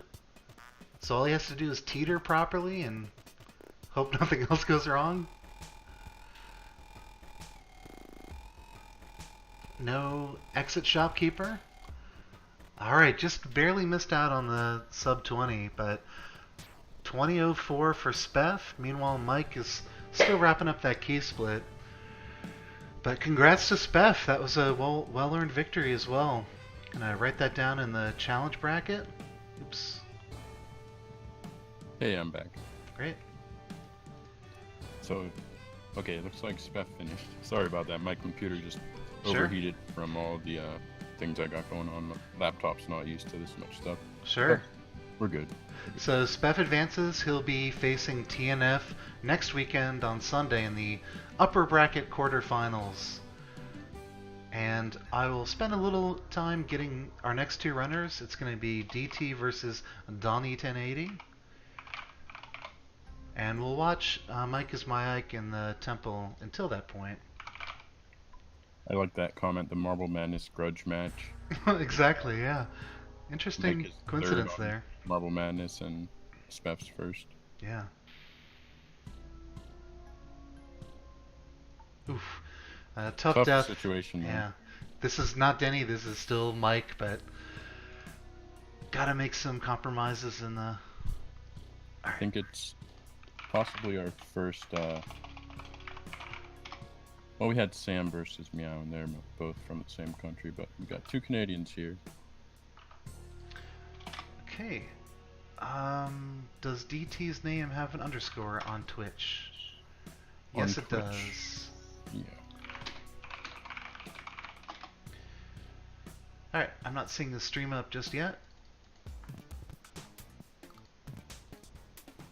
Okay, cool. Alright, just waiting for DT to get set up, and I think I saw Donnie 1080 on stream before. Yep, I've got him. Alright, DT is up. DT.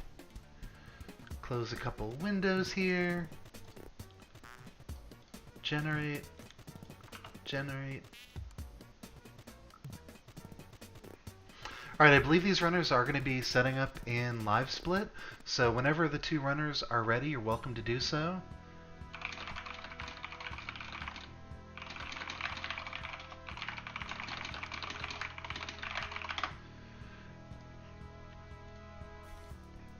Yeah, we're actually a little bit ahead of schedule. Yeah, because of all these fast races today. Yeah, there are very few not fast runners left in the tournament, we'll say.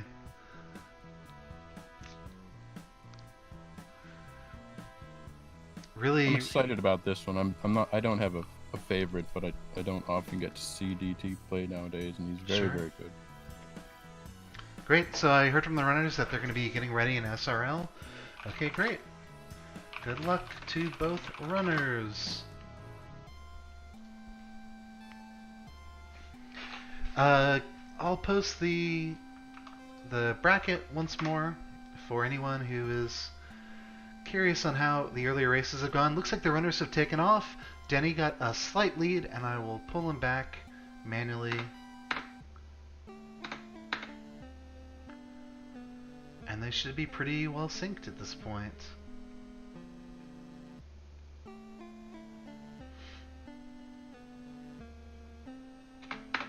Alright, so we've got a race, the Battle of the Canadian Ds. That's right. Any obvious favorite for this race, or? Well, I mean, Danny has a win in the tournament so far, so he's got that up on T. That's but true. That's because T had the he had a bye for the first round, since I think he was like the number 2 or number 3 seed. Mm-hmm. He got like I want to say like a 17-25 or something. Yeah, Dunny beat Great Striker in the opening round, and it was probably a small underdog, but Yeah. Dunny We had is... Striker with some pretty clutch wins in the Mhm. in the last tournament. And we have a slight early lead for Denny. I think DT must have messed up an earlier bomb. Cause He's always done like his own kind of thing in the tutorial, and he knows it's a little slower. He just hasn't got around to learning the slightly faster stuff. But the low percent platforming is really where you'll see DT shine. Mm-hmm. So you're saying we shouldn't infer a winner from From Dennis? the tutorial. Well, I mean, right now he's in the lead, Mm-hmm. and he's got a custom sprite. Pretty cool sprite there. Yeah, he's been using that for a long time. Definitely a signature. Yep, he's one of the only players who uses that sprite. I think Suspense uses a similar one. Yama used to use that guy. Mm-hmm. I found a plasma cannon with that character once. I've not seen a plasma cannon in 2 years, except for It's the been about a year mothership. for me. Ah, Actually, I saw one on an AS+O run. I think over the summer. that's cool. Did you keep going for AS+O, or? I'm trying to remember what I did. I know I posted about it in Discord. I'm pretty sure I just kept doing AS+O, but I fired the cannon a couple times. So for people who aren't familiar, the plasma cannon appears in supposedly 1 in every 10,000 crates that you open. So anytime we open one, it's kind of a big deal. Ideally, it would appear in 1-1 for the greatest score run ever, but that's happened very few times. Yeah, we haven't really seen any usable cannons from competitive runners in a while. Mhm. I think we saw just a couple on off-the-wall runs for people. Like, I think Jake got one on an all-shortcuts run. Yeah. Yeah, it's pretty common, just because there's so many people still playing the game, for someone to post on Reddit, hey, I just got this cool item. Unfortunately, I died 2 levels later, and we're sort of thinking, why won't it happen to me? Someone recently posted said they got to the jungle with it, so that's pretty yeah. impressive.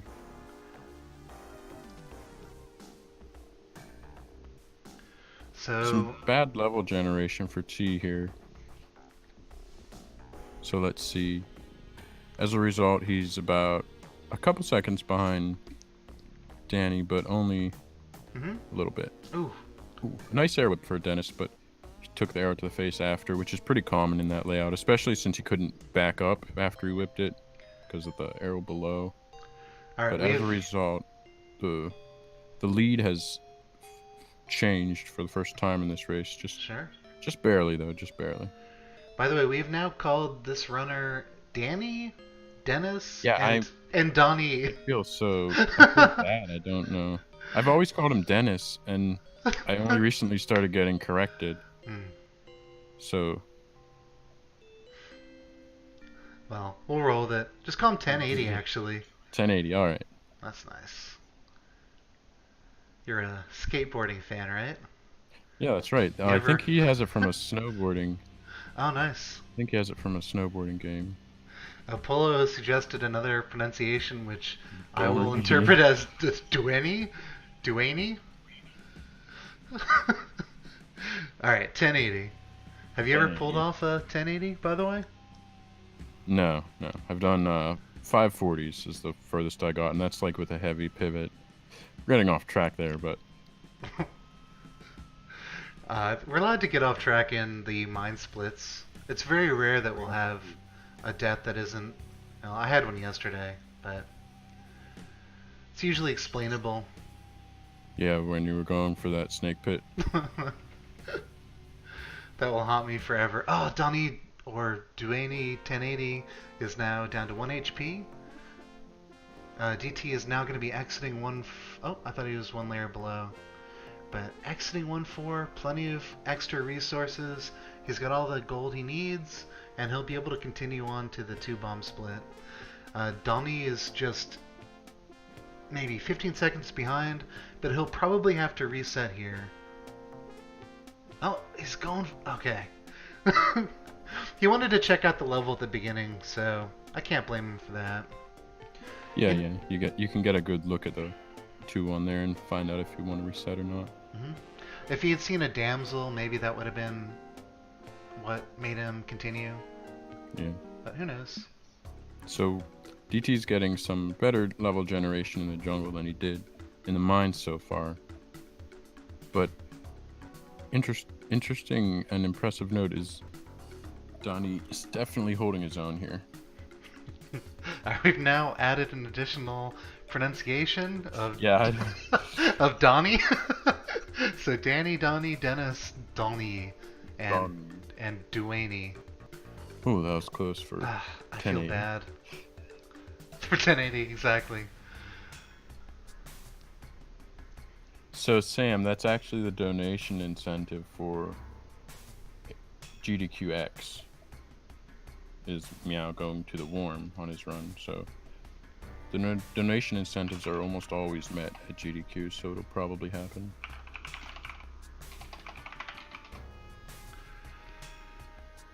Alright, so DT moving on to the 2 rope splits. He'll reset to re-enter the shortcut. 1080 is now about a level and a half behind, but in pretty good shape to finish off this 2 bombs delivery. Again, very good times by both runners, I would say.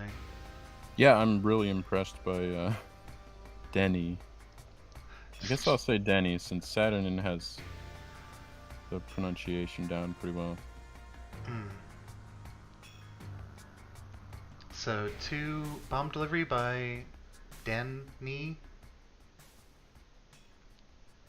And just a 2 level. So it's Denny, okay. It can't be that simple. There's no way it's just Denny. I feel like I relearn this every tournament. Yeah, me too. Me too. Just wow, that comment from Rudd. I don't know if that'll happen. 'Cause you guys live far apart, but and also because it's disturbing. But Grim has yet another alternative pronunciation. yeah, This seems even less likely than the other ones. Okay, so Twabit, get on Discord. We'll just ping you every time we want to say his name. it's a good idea. So we got our first runner into the shotgun split is DT, and he got a tricky Tiki Village, just the zigzag one, with anything straight down about it. Oh yeah, that's gonna help a lot. Yeah. Over there, nice spot for him too. A little bit hard to see. And Deadtail also moves on to the shotgun split. Okay, let's see if Juggling the hired hand here. Yeah, I hate it when that happens. It's so annoying. It's a lot more fun to see in this than your own attempts at PBing. Yeah, It's definitely frustrating. It never takes a lot of time, but it feels like it takes forever. So far, pretty not a very fruitful market for T here. He didn't want to use a bomb. He got it. Oh, there's a cape? There's a cape. Yeah, the All cape right. will help quite a bit. And he's got the Ankh, so lots of bombs. There might even be something big in this other Oh, shop. climbing gloves. Rope will help. He doesn't. He's not even. Yeah, he's not even going to need to get the roulette cape. He got one there. See if he goes for the gloves. You see some people skip them. Oh, wow. Whoa! If that guy had a gun, that would have been the end. Not the end. He would have used his Zonk, but Yeah. definite troll. But yeah, High going we on see there. that 1080 is one level ahead of DT. Of course, the massive added advantage to DT. There's a vault. I don't know. I think. Look how deep that vault is. I think he realized that. He'll yeah. go for it. Yeah, I feel like he kind of has to at that point. Hopefully Yeah. there's some spikes down there. There's would not, but whoa. Oh no. Ooh. So he oh gosh, very unfortunate. Meanwhile, we have T just blazing through this split now with the cape, and he doesn't have a compass. It's kind of rare to go through the market without getting a compass, but yeah, he's definitely in good shape right now. Hmm. We could still see something like a jetpack shop for 1080, and That's right, yeah. but yeah, DT makes a delivery. He's now safe. He can very happily die and not lose too much time. Yeah, in very good shape for the triple delivery with this Ankh. Basically everything you need. The only thing that is going to keep it a little bit slow in the ice caves here is no compass. Hmm. He doesn't have a huge lead though. Denny got a shop here, but it's not a very good shop. Yeah, Definitely better than no shop though. of course, and it's on 2-3, so he'll be able to reset pretty quickly. Or Yeah, that's right. He's only going to have to deal with one exit keeper. That's you get a little bit nervous when you don't see a shop for a while on this split, but it's actually really good. Like to get the shop near the end, you won't have to deal with shopkeepers at exits. yep, kind of a risky exit for DT, but he makes it out alive. Oh, This could potentially be a good shop. jetpack. I'm kind of scared. That's gonna be hard to rob. No, there's nothing There's no there. jetpack. Climbing gloves though. Compass. Yeah, would have been a tough robbery. Mhm. Meanwhile, we have DT into the mothership on a good pace here, on a definite sub 20 pace. Bad mothership spawn, but it happens more often than not. It's kind of common to get a lot of elevators in the mothership, and you always want to see spring pads. Hmm. But he should be fine, even if he has to take a death here. Yeah, plenty of resources. Just kind of the last race. Yep, extra rope. Even gets a we machete. Very nice.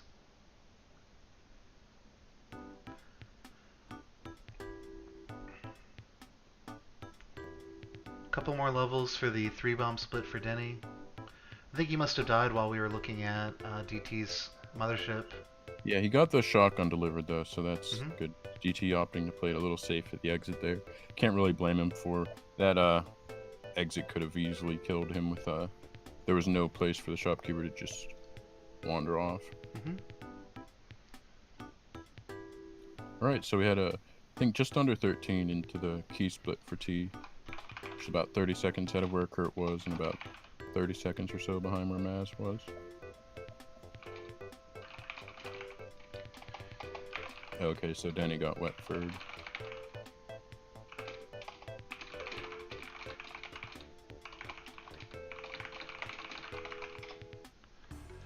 Just doing some admin stuff behind the scenes, trying to find our next runners. Sounds good. That's right, Static. Key death definitely can happen. It can happen to the best of runners. There can be very random things that completely change the race. Oof. DT almost got a jetpack there. He got the right shot for it, but no jetpack in there. So he's located the level with the key. Looks like kind of a troll key location though. Maybe not too bad if it's up there. Okay, yeah. So, not too bad. Definitely got... It's good to get the key in 1-2, I would say. Oh, it's 1-3, but still. So he knows in 1-4 he doesn't have to go back and look around. And he also doesn't have to worry about having maybe missed the key. Mm-hmm. He got a jetpack. It's the perfect shop. Oof. He's going for it. I mean, it's a big risk, but as long as he's safe at the exits, he should be fine. Yeah, if he had a couple more bombs, it'd be much safer. Meanwhile, we do see 1080 go down on the 3-rope split. So yeah, T could he could have a key death and he would still be ahead at this point. He just, yeah, T is in a very strong position here. Really, Troll B there, but as a result of it, he got to trigger the exit keeper. So T's now on a very good pace. He was before, but now another thing to note is this shop. It also had a compass, which is basically the shop you want to see. I like this safe play he's doing here. He doesn't want to have to deal with that exit keeper too much. So he triggered him from above. Sounds good. They're talking about Temple 8-bit music, I think, in chat. Yeah, that's my favorite track as well. I like the Ice Cave 8-bit track. Oh yeah, that one's good too. Actually, all of the Ice Cave music I love, but that's probably my favorite. Tricky exit here for... Okay, DT got the shopkeeper, fell into a man trap. Okay, so you'll see T just be able to blaze right through these ice caves with the... Look at that shopkeeper, that was scary. But he'll be able to blaze through the ice caves with this compass and jetpack combination. And he'll probably continue on to the Olmec split like this. Holy cow. Yeah, I was making those jumps from the spring pads. That was kind of ridiculous. Yeah, we're one shotgun pellet away from having a tied race until he delivers this key. So, oof. It's never easy. Nope, definitely not. So, one level left. Still going fast. Yeah. Oh, we get a dead shopkeeper. That's always something you love to hear. Off-screen explosion and a dead shopkeeper. And T gets the key delivery on a very good pace here. He'll continue on, which I would say is a good decision. Oh, for sure. You see a lot of smart moves from T here. He knows the shopkeeper patterns really well. He's been dodging shopkeepers because he knows their patterns and situations where a lot of players will take a death. Yeah, it's always really great to get to see him play. One more level in the temple for DT. Yep. And I think he's rivaling Maz's pace. He's got an awful level here, though. That's a good spot for bomb. I don't know. It might be blocked off. He did have goodness. There wasn't pace in that shop, so. Yeah, Derek's not making it too easy. No, this level was awful. There wasn't much he could do there either. If he bombed down on the right, he would have been in a bad situation too. So he's not he's on pace for, I think, a sub 19 for sure, yeah. Yeah. So save strats or none. Call quick. I'm gonna say none, but I agree. I feel like it would be totally fine to do them. Okay, so he's not. Whoa! Right off the bat, that Cobra. Yeah, another death for Denny. By the way, Denny, keep running. We're still we're way ahead of schedule and still trying to lock down the next race. But he's getting a zoo. He's dealing with it really well, and he got a zoo. Couple extra HP. At least the second to last stomp. That's like. Did you see the spit? Yeah. Very well done. Very well done. Nice job, DT. Fantastic race. Yeah, so we're actually about 25 minutes ahead of schedule. I've been trying to get in touch with our next set of runners, and we're still missing Chocolate Cake. Well, we can't really blame them because we're ahead of schedule, so want to just watch the rest of Denny's run. Exactly, yeah. So keep going, Denny. We want to see you get a good time. I will update the tournament results. Yeah, Denny was neck and neck with T for at least the first half of that race. That was pretty impressive.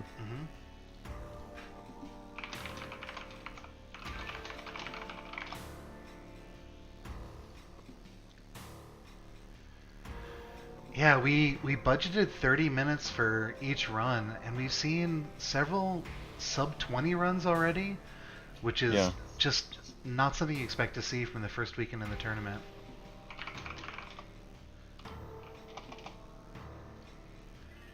The tournament trailer from last year, they're requesting. Maybe we could do that if Denny finishes. We should try to maybe enlist Suspense to do another similar thing like that. He did rage quit the tournament though, so I'm not sure he's feeling that great about it. He did come back online and said some very good sportsmanship comments, but he was really not having fun on the key split, so... Well, Ethan got to stay in the tournament from that, so... That's true.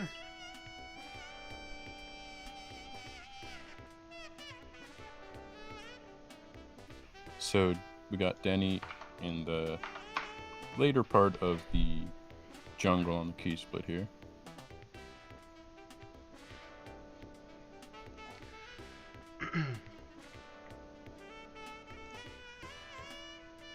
Oh no! Wow. Tough situation. I believe in you, Denny. Yeah, we got a lot of time. Yeah. So, in the interim,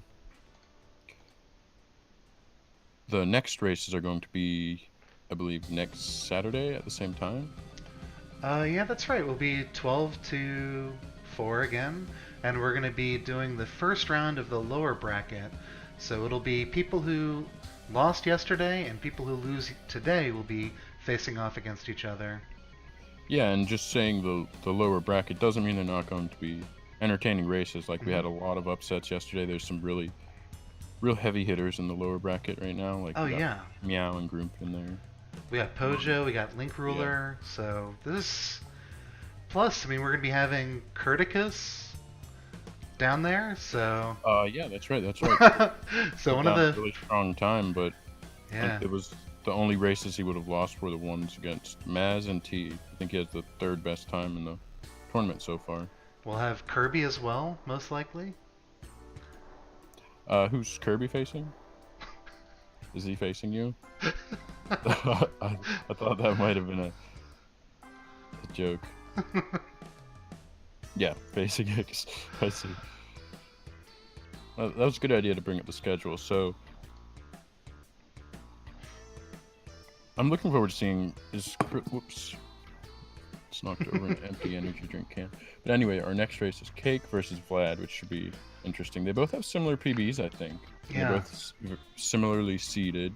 Vlad had a bye on the lower end of the buys, but he still had a bye. And Cake just barely missed the bye with a seed number 10 there. The first 8 seeds got a bye. Mm-hmm. Yeah, so we're still waiting to hear from Chocolate Cake. We do have a backup plan of starting the Krill versus Grunting Crunchy match at 2 o'clock, and hopefully we can just shift everything up 30 minutes if we can't get Chocolate Cake here. But I'm not seeing him on either Discord or Steam or Twitch. Yeah, I don't really have a way to contact him. But we still have 20 minutes till he had his race. Mm-hmm. So, we'll see. Yeah, and we're still watching Denny. He still has a chance for a sub 30 run, which is definitely respectable. Just given. Yeah, we had a. Didn't we have a 30-minute race win yesterday? I want to say. Yeah. Well, we also had the race that never finished with Suspense, but yeah, I think Chocolate Cake won with a 30-30 or thereabouts. Yeah, I think so.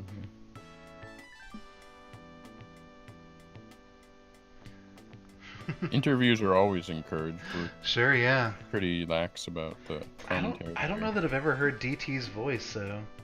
No, I think the only member of the community who's heard DT's voice was, I think Yoshi has played maybe Smash with him. I can't remember. Mhm. Yeah, never heard him either.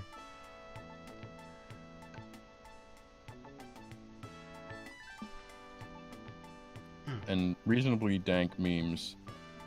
Apparently has heard DT's voice Okay. in his dreams every night, so... Oh dear.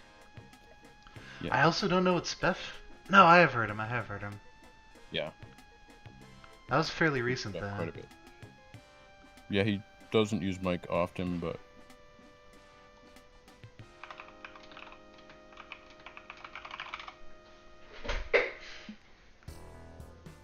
DT Kini co-op streams. I would love to see that as well. Just need DD to come out to GDQ maybe. We might be able to do some stuff co-op in Splunky too as well. That's true. Yeah, we'll see how the netcode is.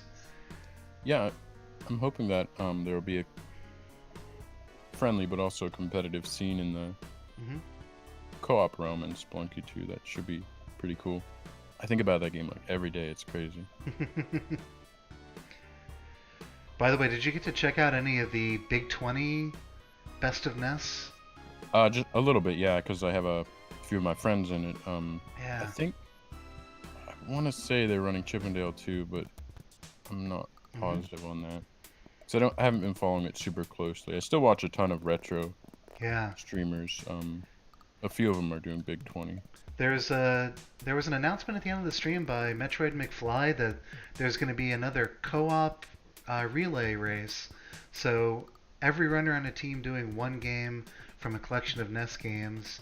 And I wonder if anyone from the Splunky community would want to get a team in. Oh, that's really cool. Yeah, I don't actually know if that's the format, or if they pick teams for you, but... Oh, I know I've had some friends who decided not to do the Big 20 because there's just so many games, but yeah, Relay sounds like more people could get in on it. I don't know if there's any games in it this year that that anyone in the community runs. I'm not sure. I know Marble Madness has been in it. I think Chippendale 1 has as well. For sure. Just not this year. So it looks like it's okay, Denny. We needed a play there. I was gonna tell him to do Temple Shortcut, but that doesn't make any sense. Oh, he doesn't have it. He doesn't have it unlocked. Yeah, so still not hearing from Chocolate Cake and Grunting Crunchy, who's gonna be our... It's unintentional stuff, sorry. And Grunting Crunchy is also not ready to take over as well. So maybe I'll just put the countdown screen on and we'll just take a break from casting for 15. Okay, that sounds good. I'll stretch my legs and stuff real quick here. Alright, sounds good. Alright.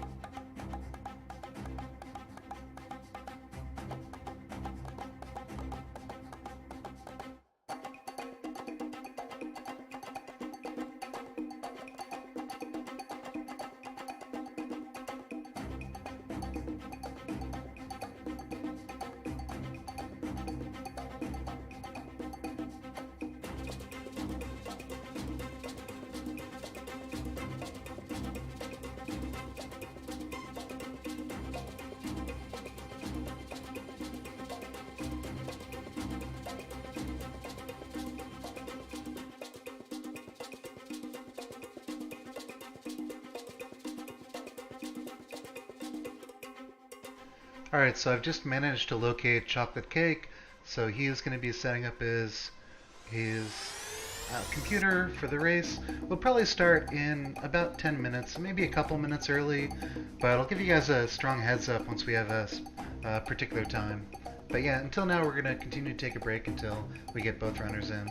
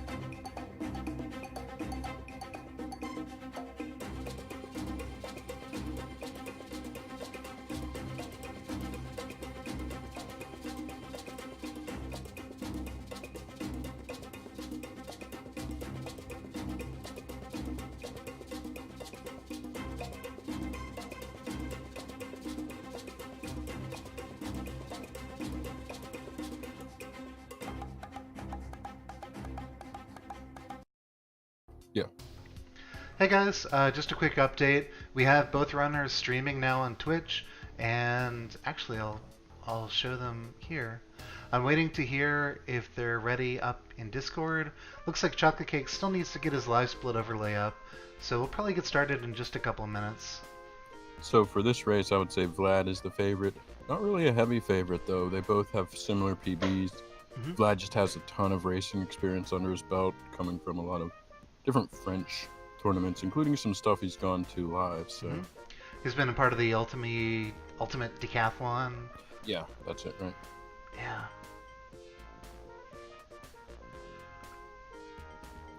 Cake's a bit new to the speedrunning scene, but he's already got some experience under his belt too. And he runs a variety of games.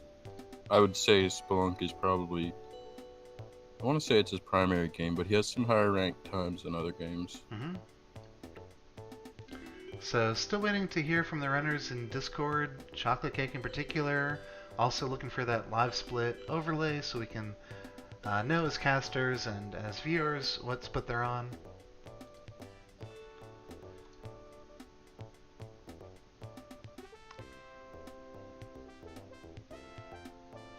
Okay, he's getting the layout files, I think.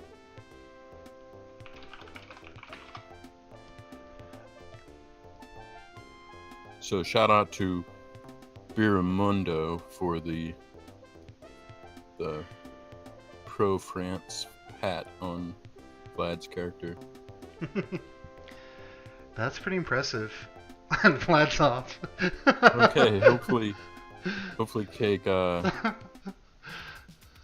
I suspect he's just he's just testing. Yeah, he's reset. Yeah, okay. But it looks like Cake's just about ready too. He's got the Very good. layout up there. So Chocolate, can you confirm in Discord if you're racing using SRL or if you want to count down?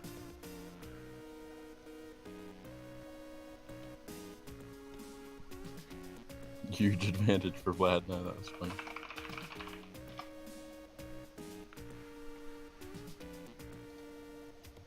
Oh, that sick burn from Boots.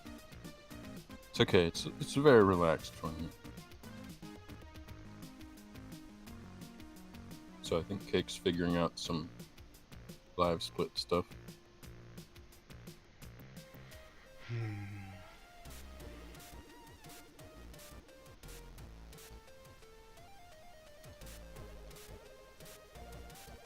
Worst comes to worst, Cake, you can do manual splitting, but or also just keep track of your splits. We've had a couple runners do that if you can't figure out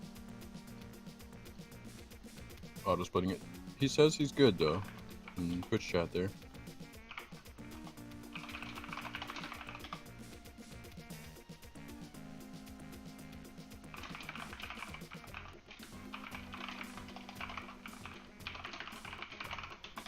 So let me take a look at these runners' PBs. I want to say they're within like 30 seconds of each other, but I'm not positive. I'm going to take a look right now. I know they both have. I don't think Vlad has a. You know what? Vlad might have a sub 19 actually. I think he does. All right. All right. So I've got readies from both runners in Discord. So I'll give a quick countdown and then sync the races once they've both taken off. So 5, 4, 3, 2, 1, go. Wow, so both of these guys have sub 19s. Vlad actually has a sub 18. I think that was pretty recent, so I definitely underestimated both of their PBs. Yeah, I was catching up to him on Moss ranking, but he knocked out that AS+O PB, and now I have more work to do. Alright, we got 2 synced races. We got a race going. Sorry for the brief intermission, but it looks like we're still on schedule.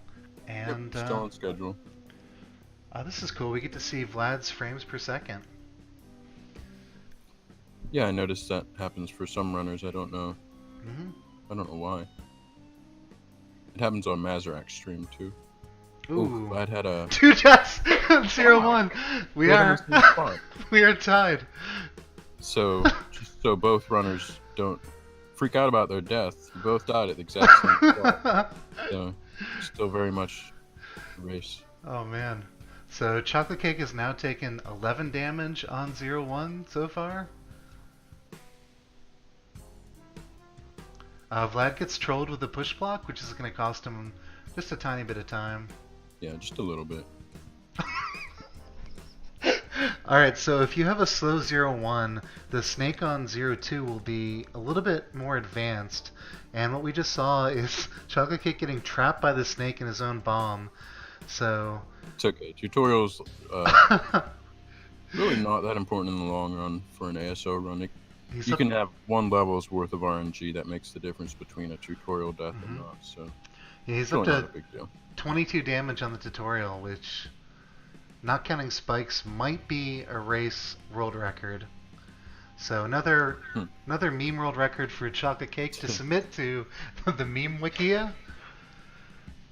But yeah, it looks like it only cost him maybe 25 seconds, 30 seconds.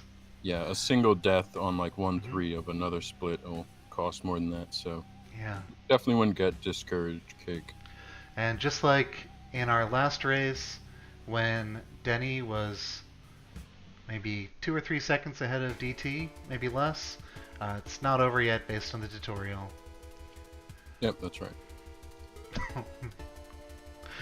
This is probably also a consequence of Chocolate Cake showing up right at the time he was supposed to play without any sort of warm-up. So if we wanted to make excuses for blowing himself up twice, those would be the excuses. It does help to warm up sometimes, yeah. Yeah. Definitely. I was definitely feeling the jitters yesterday. I had been casting for about 3.5 hours, but hadn't touched Spelunky the whole time. And So that's happening again, right? that's happening again, yeah. I did get to play a little bit more this morning, so Okay. not completely out of practice, but I played this morning, then I took a nap. I definitely needed that nap. sure.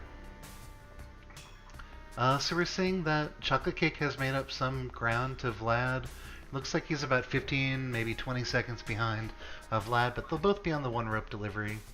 So things are starting to go better for both runners after that really interesting pair of tutorials. Yeah, they're both, I want to say both, I'm not sure, is Cake in the top 20 yet?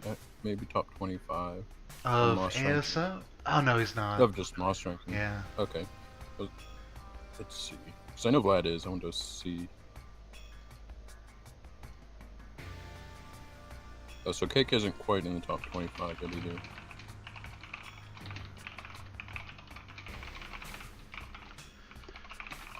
Okay, he's 28th. So we have 2 high-ranked runners here.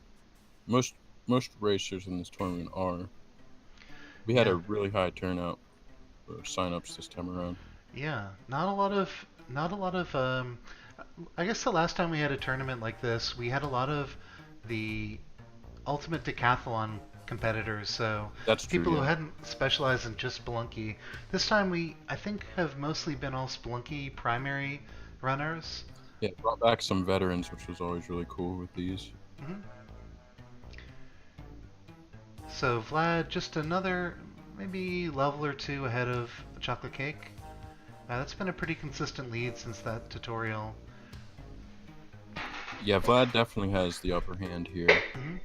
Even though Cake's not far off on his PB, overall on Moss ranking him, speedrunning Splunky in general, Vlad has an edge, but a lot of that's experience. Cake hasn't played as long as Vlad. Cake's definitely has been advancing really quickly. And he has some wins on Vlad. I think he has him on low hell. He has him on score. I think he has him on score runs. Maybe he has a really nice low percent hell PB. Yeah, his low hell and his AS+O are his two really standout runs. Yeah. 0 Moss points for it, but yeah.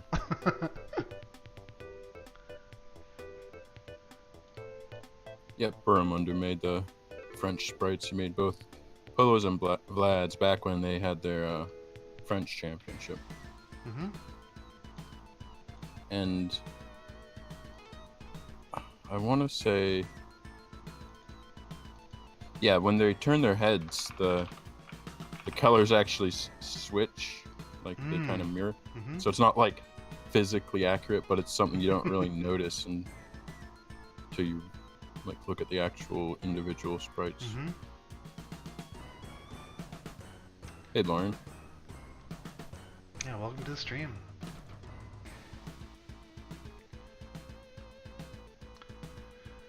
I'd love to get a Rainbow Ninja someday.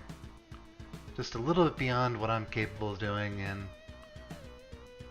various paint programs. That would be pretty cool. Yeah. So we see Chocolate Cake just finishing off the 10k gold split. Vlad is a couple levels deep into the 2 bomb split. Also has a couple extra resources, so nice little lead by him. Yep.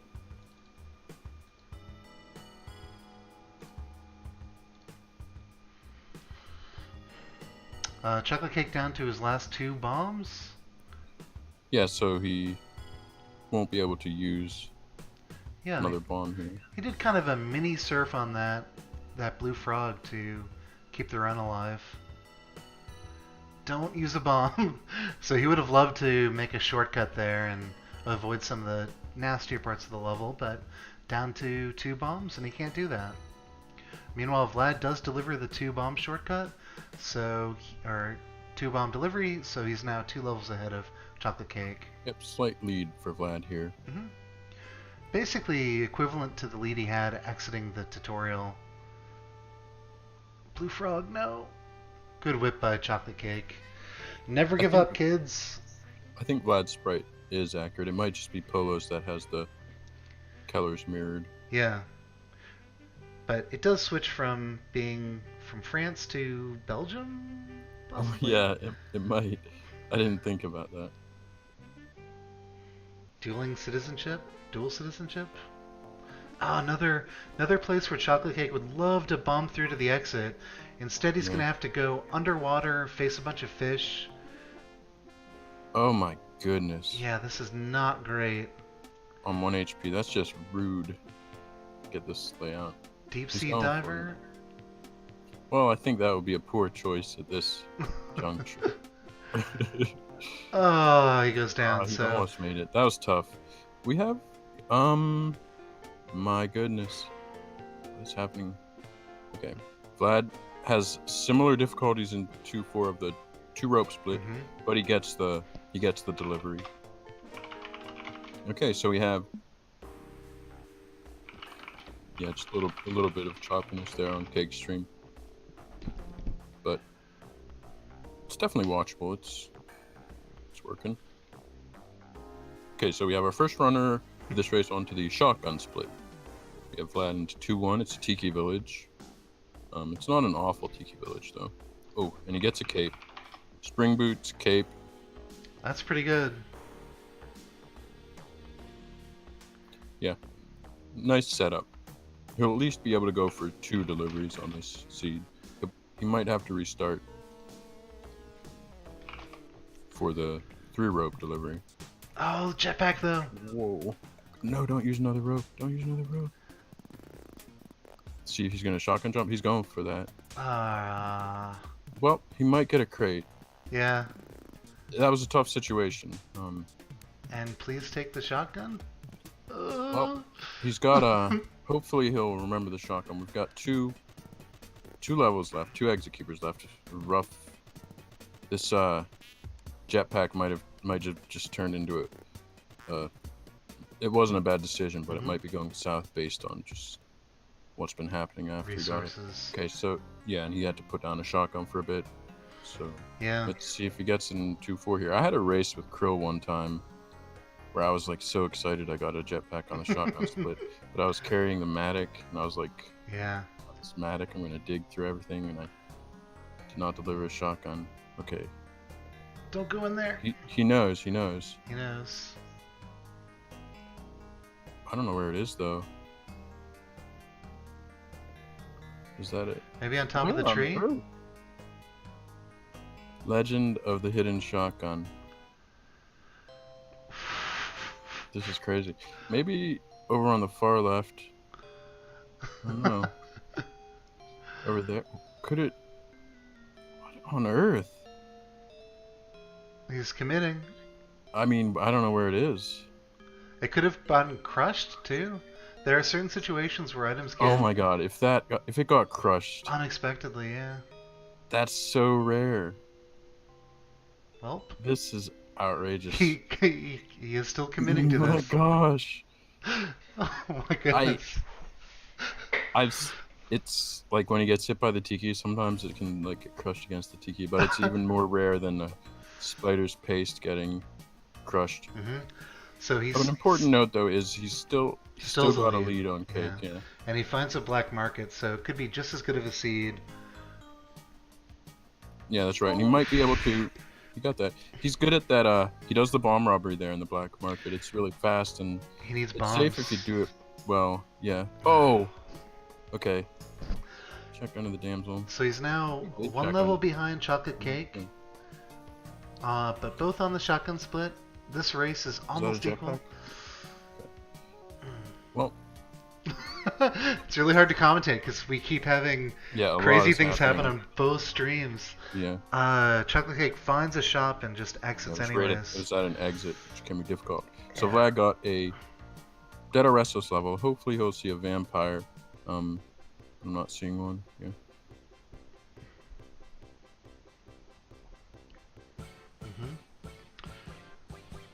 We're going crate diving. Those ropes are going to be useful if Chocolate Cake manages to find a shotgun.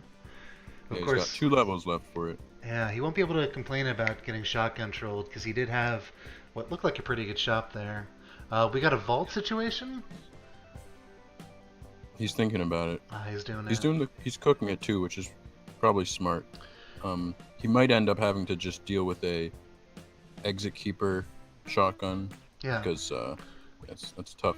But I'd say he made the right move here. Oh no, he didn't. Oh man.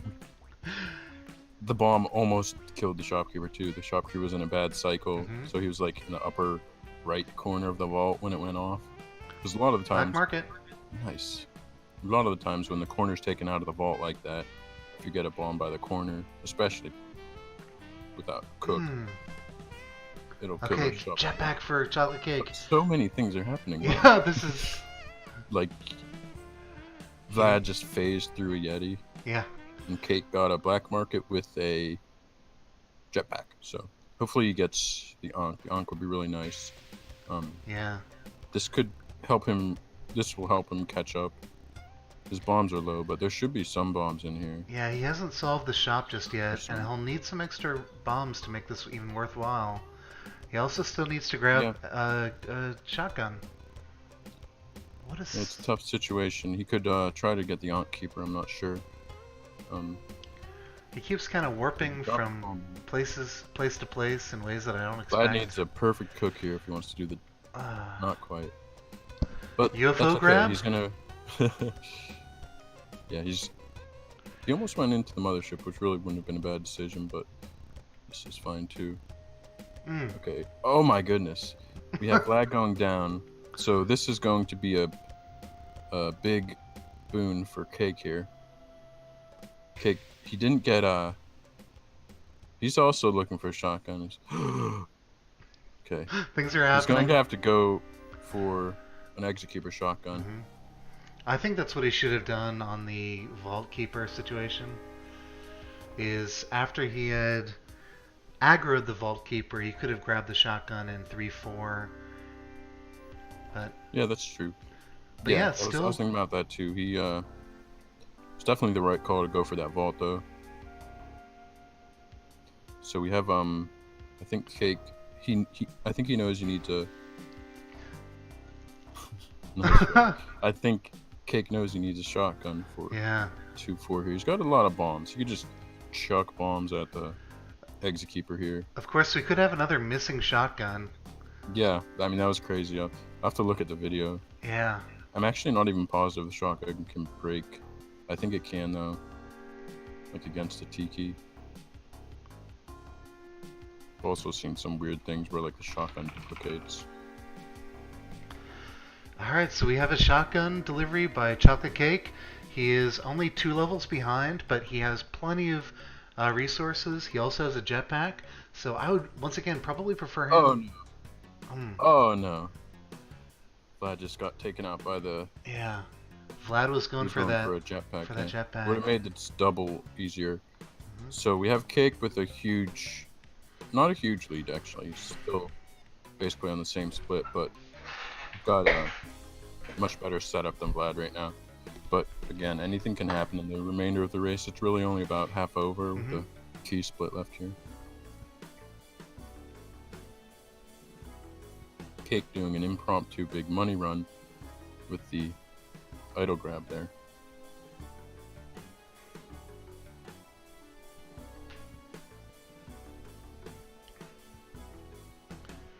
Oof. He's doing some cooks with a mitt. Why? Hey, he got... That's he good. got it. Yeah, he just... Okay. There we go. Another idle. He's probably the highest score we've had in an AS+O race. So another... Have we had any vault? Wiki. Yeah, have we had any vaults robbed? Oh yeah, we probably have. That's the other way that Sure you can get score in this. He's got 40. That's like more than most unghosted vaults. What about with dupes? Well, won't get dupes because of the noise and stuff. We did occasionally get random dupes though. Yeah, that's true. So he's well handled mothership. There's some wow. Wow. It was very tight with that purple blast at the end there. It was right on the exit there. That was a nice picture. And one more level for the triple delivery for Chocolate Cake. Meanwhile, Vlad is not that far behind. He is on 3-1 in the 3-rope split. That's right, yeah. So it's tightened up once again. Yeah, it's by no means does Cake have a comfortable lead here. Alright, Cake takes an extra couple seconds for the swag lava death. He might be thinking about doing an all journal entries run after this.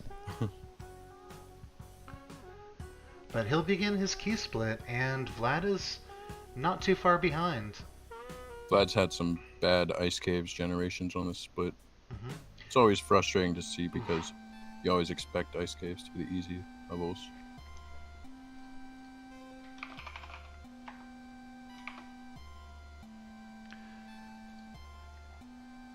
I'm just reaching out to the next runners just to tell them to be on deck. Is it Krill and GC? Yep, Krill and GC. I've heard from both of them, but always nice to check in right before a race, make sure everything's gonna work out. Okay, smart move from Vlad there, delivering the ropes to the mothership because you spawned right next to it. Yeah. We have Cake found a key. It wasn't too bad of a key. And he bought, was it spike shoes or? Spike shoes, yeah. So he won't have trouble with ice. And he can deal with some weird things like mummies.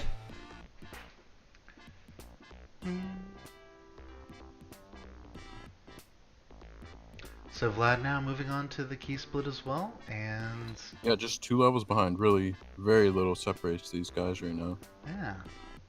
Vlad's platforming alone could catch him up throughout this split. Just really depends on the levels and... Yeah, so he finds... He gets early notice on 1-2 that the key is in the level. Good. That's good. That's very helpful, very reassuring. So he'll be able to speed through 1-3 and 1-4. Yeah. I was a little bit worried because he didn't check the top right corner, but looks like he'll find it along the way. So pretty much ideal situation. was able to buy a bomb bag as well. His rope count's a little low, but can always just reset once he gets to the temple. Couple of jungle hijinks for Chocolate Cake, but nothing he can't deal with. Yeah, he's maintaining the lead he had. Actually, he's probably extended it a little bit. Couple extra items. He can't quite afford That's- the paste, but those bombs not a will huge help deal. if he makes it to Olmec. Yeah, it's really only a little bit faster to do the cascade. You Yeah. can probably do like a 40-second safe fight without paste. Haven't timed in a long time, but as long as he has the bombs, he'll be able to do something safe. Not seeing that many safe Olmecs on this tournament so far. That's right. We saw one with Spaff earlier. That's the only one that really comes to mind for today. Okay, yeah, that was the one where I had to restart my computer. I missed the very end of that one. Yeah, he had 1 HP left, 6 bombs in pace, so pretty easy decision there.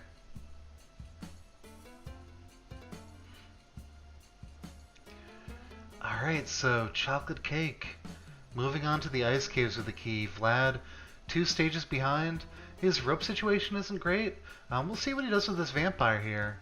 Well, we didn't actually see it, but he does kill the vampire, and those that'll pay off in the ice caves for sure. Very nice, very nice. That'll help him catch up here.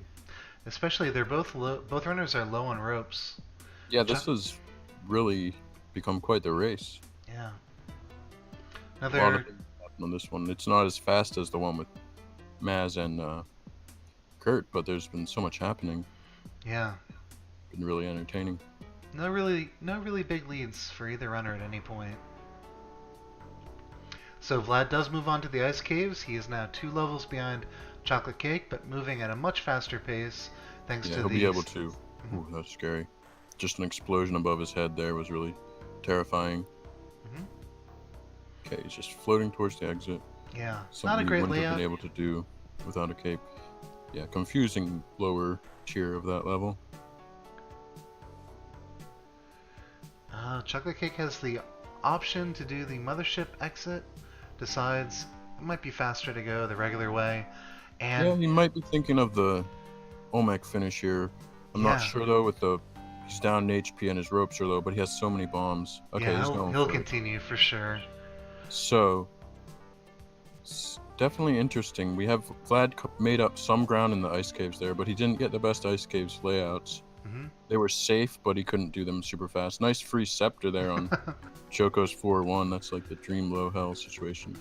Vlad expertly avoids a landmine it would have sent a rock potentially into his face. So hopefully Cake bombs. That was a good bomb. Yeah. Good bomb. Solves the lava pit issue too. Yeah, he knew he needed to hang on to that rope. That was really smart. Okay. Yep. He's a runner who really does value the safe strats on Olmec. But Well, if he he might- does them, well, we'll see. yeah. He's got 1 level left here. Vlad is making up ground though. He's only okay. Wow, we got a dark level for GG. Cake here at the end, and Vlad just gets a really generous 4-2 and handles it well. Oh man, this could be like the determining factor here. Can't watch. Okay. He will make it into Olmec. Oh, My goodness. This one so more close. sub-room? We have Okay. Vlad. Okay. We're a second apart. The Chocolate Cake has extra bombs, but he doesn't have time to do a safe Well, the other fight. thing here is, those timers. Oh, yeah. Cake's well- timer's about 5 seconds. So Cake's actually 5 seconds ahead, basically, of where it says. We'll have to go based off of what their timers say at the end of this one, because it looks like they're going to be really close. Cake knew he had to do a fast fight, and he's going for it. Cake has more bombs. Troll B forced Vlad to skip a stomp on Olmec, so evening it up even more. I think Cake has a slight lead here. Cake's probably about 8 seconds ahead, if I want to say. Oh gosh. Okay. Oh no. Oh. Oh no. So Cake's screen kept freezing when Wow. Olmec was hovering above his head, and so I always thought he was about to die. But really nice work Vlad got finishing gold off. at the end of that Olmec. I think Yeah. it wouldn't have mattered in the end, just by a few seconds though. So definite GG to Yeah. Cake there, and Vlad definitely held his own throughout that race. We had that crazy legend of the hidden shotgun, and it was a pretty intense race.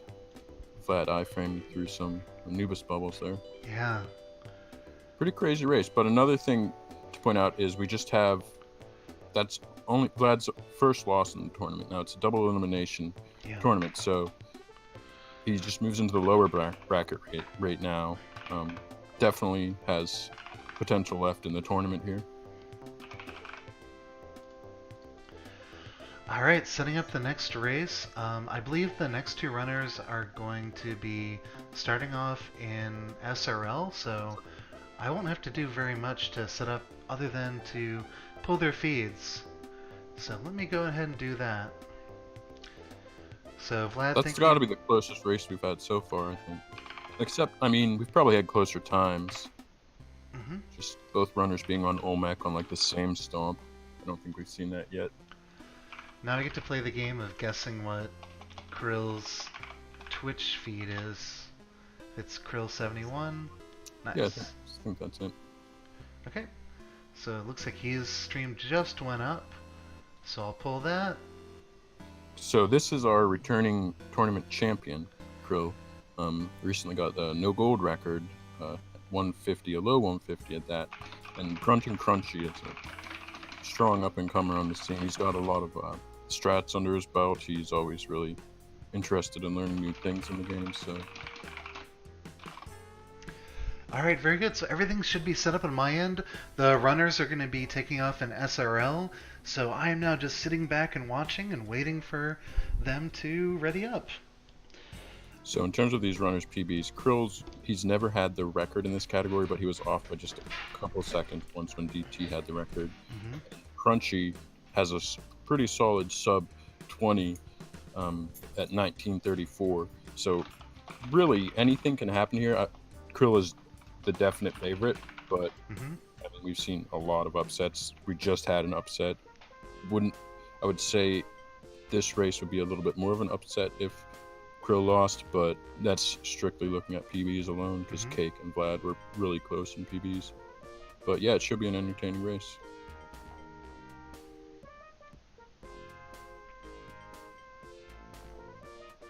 Alright, I'm going to talk to Kirby a little bit about our race later. But yeah, we're still waiting to see Krill and GC start. Once they get started, I will of course sync the two runs. We came a little unsynced in the last race, and that gave a slightly different story of who was ahead at the very end of the race. But luckily, we had one runner die and avoid any. Luckily. Well, I mean, just to avoid any controversy with who won the race. But looks like they both took off at the same time. So I don't even have to do any work there. Very nice. Okay, so we have really nice custom sprite from Krill that he always uses. The Golden Monk, but colored Sapphire Monk is what he calls him.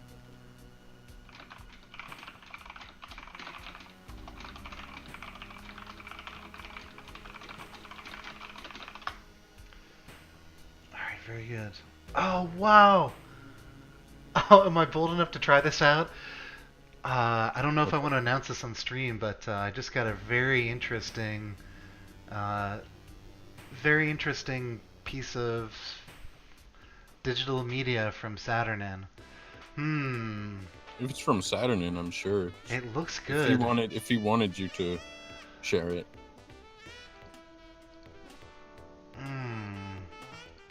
I don't know what this is. I'm pretty excited. Yeah. Carl.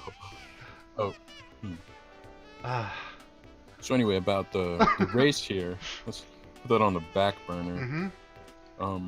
We have Krill with a very nice tutorial. That's another thing. Actually, Krill used to have the tutorial record. Yeah, he had it before Kurt got it. They had a little battle over it for a while when they were coming up with some of the strats, like the 0-2 rope and some of the ledge skips. So we had Krill with a really strong tutorial. Crunchy not far behind. So Crunchy's got a custom character as well. But yeah, this is a classic character by Krill. A lot of us have seen it in his various Olmec tutorials, Yama tutorials. Yeah, the character always reminds me of his tutorial videos, which have been really useful videos in the community over the years. Absolutely. There's some strats that aren't in them yet, but there are strats he knows how to do now. Yeah, they're a little outdated, but most of the strats are pretty only much... a little bit. Yeah. There's still like the super fast 4-bomb Olmec kill isn't in there, but the safer one is, which is probably more important. Really weird spider situation for Krill there. He deals with it.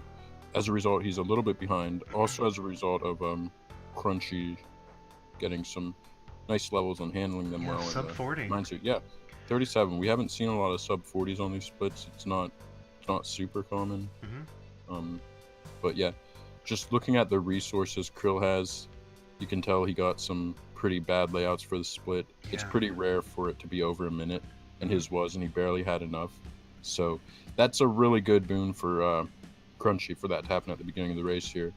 Yeah, and also keep in mind that GC did have a pretty big upset on Polo yesterday, so who knows? Maybe this is the dark horse of the tournament. Yeah, it could be. By the way, one last thought on Krill's Olmec video. The first time I completed a low percent PB using the full 4-bomb strategy that he had pointed out, I actually took his audio recording, his voice, and put that over top of my own Olmec fight, just because I wanted a tribute of, finally I know how to do this. So thanks once really again cool. for... I didn't know that. Yeah. I still refer to some of his videos if I'm on a really good pace sometimes. Like his no percent one I look at. Yeah. And sometimes the paste bomb one, but pretty good at that now. There's just a few different ways to do it.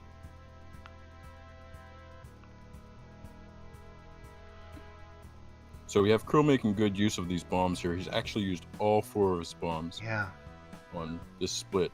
And it's a relatively good split. Well, he had to travel through the bottom of this level, but you can see he's really accurate with the whip there, avoiding damage where it would first instinct is to just keep running, but he'll turn around and whip, and in the end it'll save him HP and a little bit of time. Yeah, but both runners on the 10K gold split? Oh, we get a snake pit by GC. Nothing ever goes wrong. Yeah, not often go for it. Sometimes, like we saw, sometimes stuff can go wrong. What went wrong in your race was pretty bizarre, but some other stuff can go wrong with that strat. Sometimes the snake pit could be really far from the exit. You do get the Matic though. I still think usually it's a good idea to go in a snake pit on the 10K split, but there's definitely situations where it's not. Yeah, you get a pair of rubies, which of course boosts your score, and you'll have the Matic for the jungle level. It costs you 1 bomb, but almost always worth it for that Matic. So I'll do it as long as I don't have to bomb through a wall to get into the snake pit. Or if there's not a spider chasing you. Well, I'll do it in that case. I'll die. Yeah, I don't even know if we saw that spider. Yeah. So we have Krill taking some damage here. He'll probably do a reset in 2-1 here, but he gets the delivery, which is the important part. 5:30, which is really not a bad time, and Crunchy right behind him at 5:35 here. So yeah, actually, the slight difference in this race right now is Crunchy can continue with two bombs. It's a little risky, but he'll be able to save maybe it's 3 or 4 seconds on not having to menu death over Krill. So effectively tied right now. I'd probably want to be Krill for the extra bomb, but yeah, just neck and neck, which weren't necessarily expecting to see for these 2 runners. There's an early market there for Krill. He has to do an orange frog cook, which orange frogs are on a different timer than they last longer than a regular bomb, so they're a little bit harder to cook, but you can also tell based on the audio cues with them. And they're also a slightly different radius, I suppose, or blast radius. Yep. Yeah. So just a little unusual, but of course he manages to do it perfectly. And now we're several stages later. GC goes down with our favorite enemy, the Boomerang Man, and now Krill is going to be about 3.5 levels ahead of him. Yeah, actually, I'd Krill say got a fast jump there. Yeah.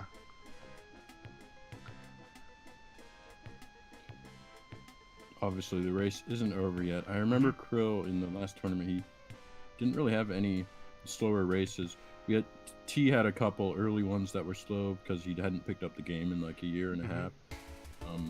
But obviously T got right back into the swing of things last year because I got second in the whole tournament.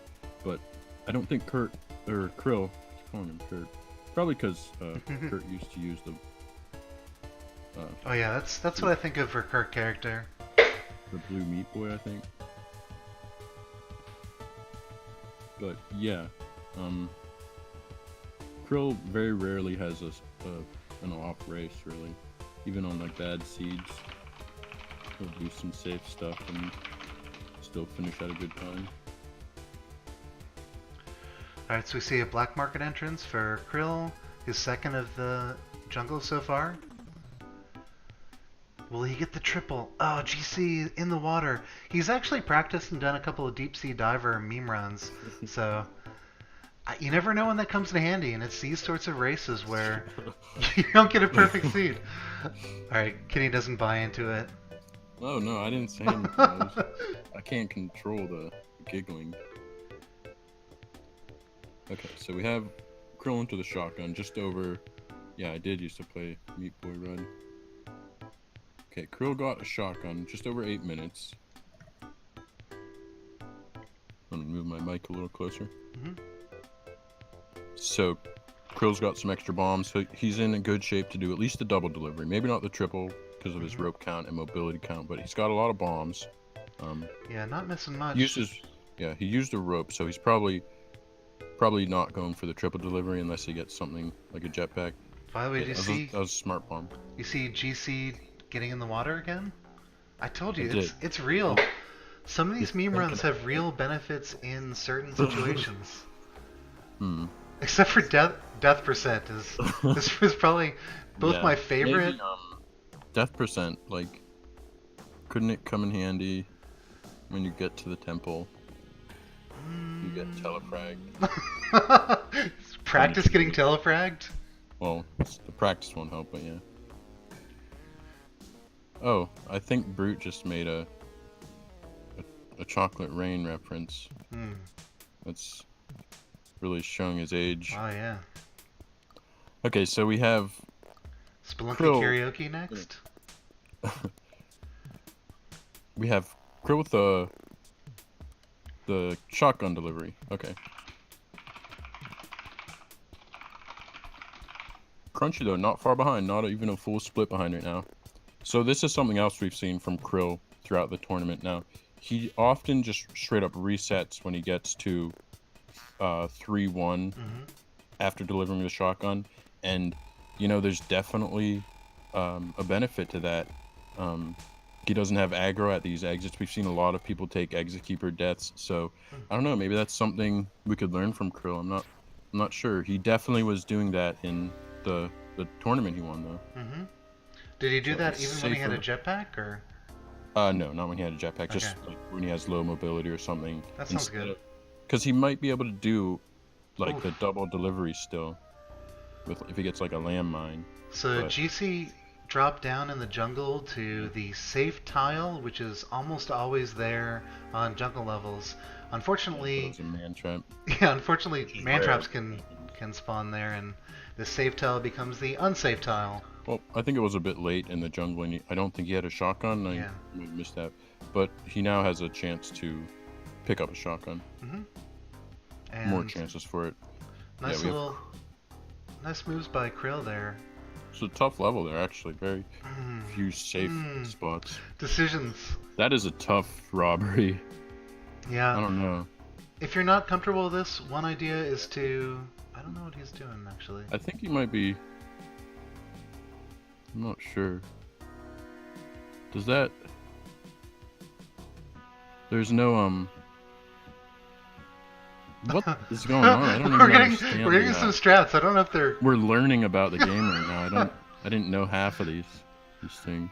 All right. But what I'm okay, shotgun just appeared. I was so confused, like what was happening with the shotgun there. He really tried though. Yeah. He kind of had to try for that shot. I definitely know, or think I know what he was up to. If he had whipped that man trap twice instead of just once, then when the man trap ate the shopkeeper, he could have whipped him. But the one whip is what made that not work out. So would the shotgun appear? No. Maybe. I'm not sure. I'm not sure either. If it did, it would be forever GC stress. Yeah. So we have a black market for GC. He would really like to see a jetpack here, but nice play by Krill. Running. He is not going for this double delivery. He's just delivering the ropes here, and yeah, I love doing this in races. It just takes away any of the pressure of finding the exit when you don't have a compass. That's right. Especially if you have exit keepers to deal with. He didn't there, but still, it was a smart, safe move. And I mean, look at this. He's still got a really nice time into the key split. So the triple delivery isn't as important as sometimes we make it out to be. It just sometimes it is really fast, but it's not. If you have low mobility and stuff, it's and exit keepers and bad mobility, it's just a good idea to do what Krill just did here. Take the safer route, maybe a little bit slower, but even on a lot of seeds, not even slower. Okay, so I think you located the key already. Very nice. Nice 1-2 key there. I'm not sure where the exit is. Well, he'll be able to dig for it. Whoa, he almost, he realized like the key was about to go in the chest there and dealt with it. Okay, so really nice key for Krill. He's off to a great start here with the key split. GC took a death, but he has the Ankh, so he'll still be able to deliver the shotgun. The bottom layer of this level was really nasty, but I think he'll be able to get the shotgun back. I don't remember if he got the climbing glove in the black market, but I'm not sure I saw it in there. I'm not sure. Yeah. Gosh, well, he's down to 2 ropes now. Nice troll. I don't blame him for just bombing some of these tikis. Oh my goodness! Still alive? That rock. Believe. Some troll stuff for GC there, honestly, but yeah. Yes, Notably, really well. DT is on pretty low resources, so although he's on the key split, I think he's going to need a little more help, or just to get good ice caves levels. That's another bomb gone from Krill. I may have just said DT. Of course. It's okay.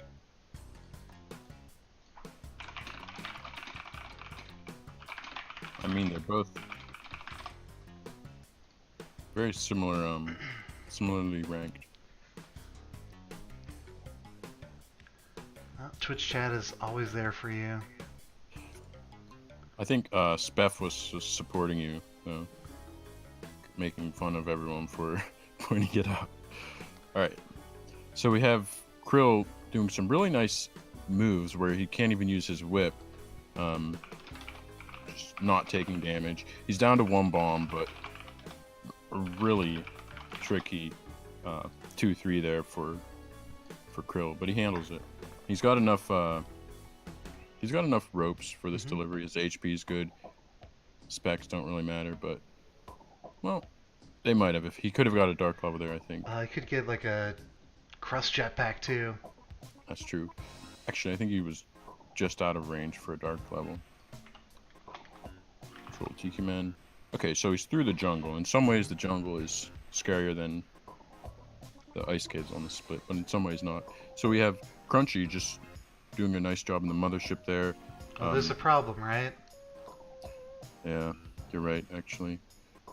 Yeah, so he's short on ropes, and yeah, I think he was looking. Okay. Yeah. So I'm not sure if he'll go to. Let's see. Okay, he's not going for the double delivery. He has to hope for a death from Krill here. I would say it's unlikely, not impossible though. You know, anything can happen. But yeah, Krill's only 2 levels left. Oh man. 17. I want to say he's on about his good a pace as Mazarak was. Wow. Wow. Is that... That He falling. might have lived if he Yeah. fell there, but still, that was outrageous. Okay. We're back. That he like bounced mid-stun on a UFO. He might have fallen into the abyss there. It's kind of hard to tell. Oh no! What is going on? Oh my god. These are like the most two intense levels of but he just had. Oh my god. Chat's going crazy. But yeah, look at that. He's not even going to the lobby. He did have a really nice 4-1 generation there. Okay, look at Okay, we'll Carl, get it now. come on, Carl. We'll get it there. Just kidding. But yeah, you should check out the end of Krill's key split, Carl. It's just pretty entertaining. All right, so we got 3-3 and 3-4. situation for weird mummy situation for Krill. So he took a death there. Yeah. And now GC is only one split behind Krill. Yeah, he's only one split behind, but obviously the big split. We don't need a butt. We're trying to keep hyping the race skinny. Well, I mean, we could have several Olmec deaths. Yeah. You never know. That was Yeah. crazy. Those. No such thing as a truly safe Olmec fight. And Krill's going to be down to very low resources on his first attempt. Yeah, He he's still having has to use a lot of resources. One level to go, too. GC goes down on his key split. Down to 1 HP and hadn't found the key, so he just resets. And Krill down to 1 bomb. So he does have 3 HP, so he'll be able to tank a little bit of damage, and he's got a couple ropes. See if he does the classic 1 bomb strat, or if he has practiced the cold strat. I was just teasing you, Carl, and it was entertaining to watch those ice caves. Oh, decides to go the 0 bomb strat. I thought he might be putting the bomb there to make For- the ledge a little more reachable, but really isn't a big deal. He's still definite sub 20 pace. Barn spawns. No more ropes. Oh. Oh my goodness. If you can think, never. Not quite. So you can, if you think really quickly, make an extra ledge to climb up there, but I saw Mike do that once. yeah. Well, I mean, he's got a ton of buffer room, and the time on this race, I don't think the times people get in the tournament matter for anything. Pride Kind of possibly. tiebreakers, I don't know. But, It's a bracket, so it's not. Oh god. Yeah, we already have the bracket figured out. So GC finds the key and then blows himself up on a TNT crate.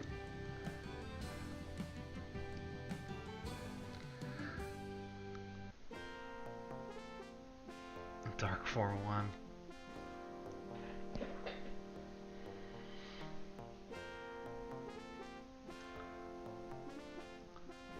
So we're still in very good shape. We've had so many fast runs. Maybe we'll make some adjustments to the schedule, or at least talk about contingencies for the next round of the tournament, because we were having just so many 20-minute pace runs. Or Yeah, there's probably going to be a lot of 20-minute runs towards the end of the tournament in particular. So we might want to, I don't know, maybe like 25-minute time slots. I'm not sure, because that would be kind of. That's tight. It would be a little confusing too. 28-30 slots. Well, we only had a little bit of downtime. It's really, I think intermissions are fine too. So this looks a little bit more promising for Krill. He's already made his own staircase almost. Yeah, he's He has got a- enough ropes there. Yeah. Right. Monkey is the last enemy he really has to worry about. And we've got Krill taking it with a 21-13. So Yep, very 21-13. tight race until, I guess it was the shotgun split that really separated the runners. And then the key split just destroyed GC, but he was trying to come from behind and definitely put the pressure on. Yeah, be that far Krill behind. is not losing to Krill is nothing to be ashamed of or anything. Both runners did really well. Yeah, so I will put this result in. Our next racers are going to be Cold versus Jake. I've got in touch with them over Discord, but I'll take just a second to set them up. Meanwhile, we'll see the end of GC's attempts. Maybe an eggplant run. He knows he's finished, so maybe he'll do an eggplant run off stream. But Jake, I guess Cold is on the left. And Jake Treester.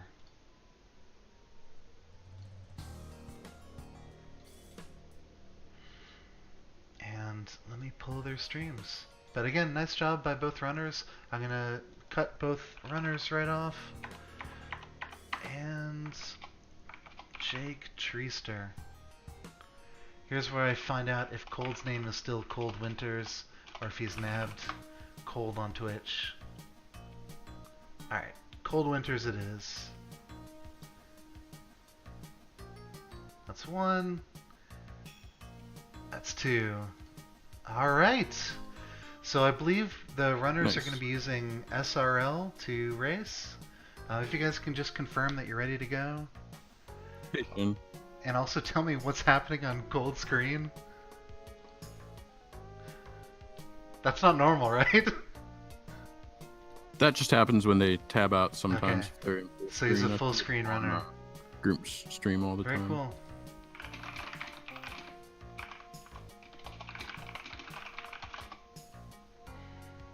We're getting requests for Shin Jazz. We might be able to prepare that next time.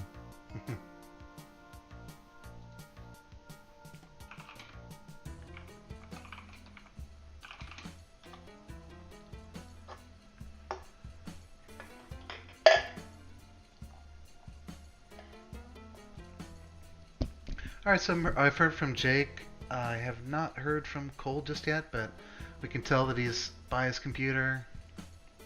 Yeah, we're still about 10 minutes out of schedule. Yep. So, in terms of your race, are you going to be able to mute your mic and keep mine on? Or? I can stay on. We had a co-caster, Beans, yesterday, but I was sort of communicating through her a little bit, and I'll probably just leave my mic on. But Sounds good. I'll be judicious with what I say, or I'll try to be. Yeah, I won't give you hints or anything.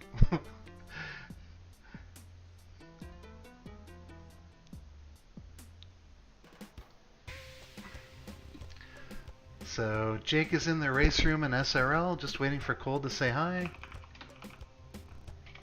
So we have Cold was one of the buys. He had a top 8 time, I believe, in the qualifying rounds and in the qualification period. Jake has a someone gave you the rainbow sprite. It's not bad.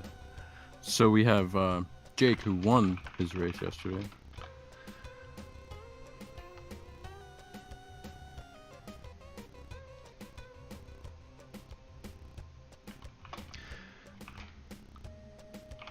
Alright, so the runners are now both in the SRL room. Was that the media Saturnin had prepared for you? Possibly. Okay. I can't race with it my first try. Sorry, guys. I wanted to show it off, but I'll see how it feels in an offline, and maybe play with it next week. Hard to use. Yeah. But it looks pretty good. Wasn't exactly what I was expecting, but I do like it. There's probably some extra work someone with more time could use on it, because some of the lines are blurred, but yeah, it's got potential for sure.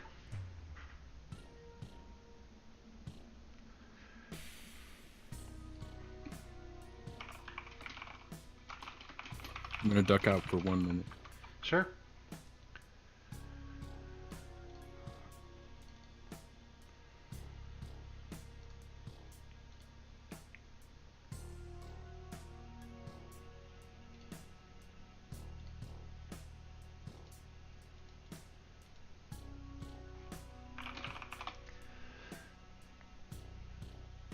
All right, both runners have readied up in the AS+O lobby, so we'll see them taking off in about 5 seconds.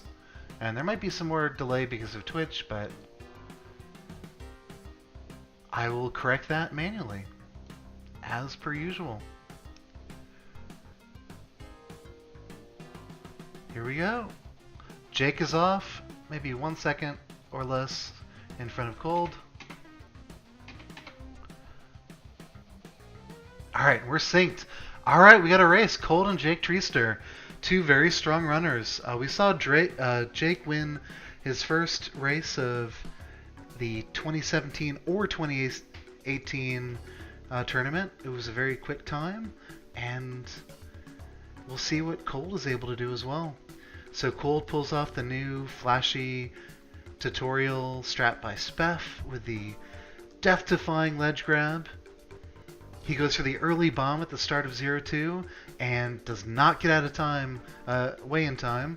So he will lose all that advantage in a couple seconds more. Nice, looks like it's going. Plays it a little safer the second time. Wow, not a lot working out for Cold. He's trying for some, not quite frame perfect, but very tight strategies. And meanwhile, Jake has taken some classic, but also pretty impressive strats. And he'll be out in... Cold's tutorials. Well, I didn't get a chance because he died when I was about to bring it up. Okay. But yeah, Cold has a ridiculous tutorial time. Put a lot of effort into the tutorial. I think it's like top 4, maybe. I think that's right. Yeah. Maybe 117 or so, 116, somewhere in there. Yeah, I think he has a 116, but I'm not sure. Yep. Well, in this race, he's got a 130. So...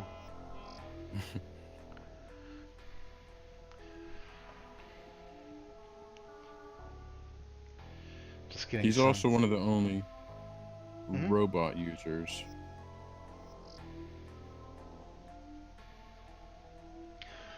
Yeah, I think he uses the robot in a different slot from Robo, because I don't think he wants to give up the chance of doing eggplant strats or score run with the mothership.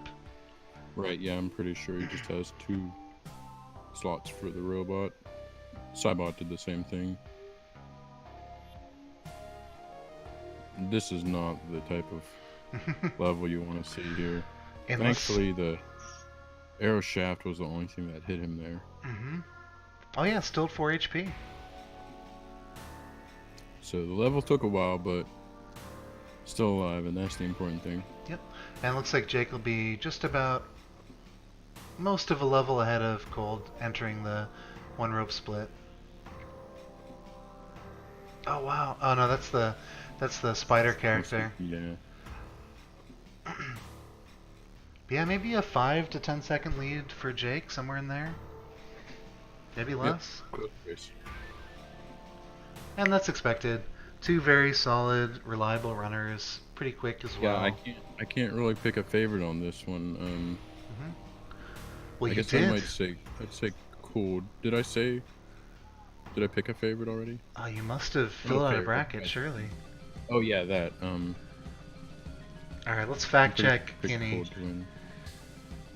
Where is your bracket? I'm having to scroll really far down to find the one that just says predictions. I think it was the second one submitted. Alright, so he's got Jake over Cold. I do? Wait, hold on. No. Wait, I can't tell. What a confusing layout. I haven't been able to access my bracket. I should have logged in when I submitted it. But my bracket is wrecked. There were so many upsets yesterday. All the underdogs did really well.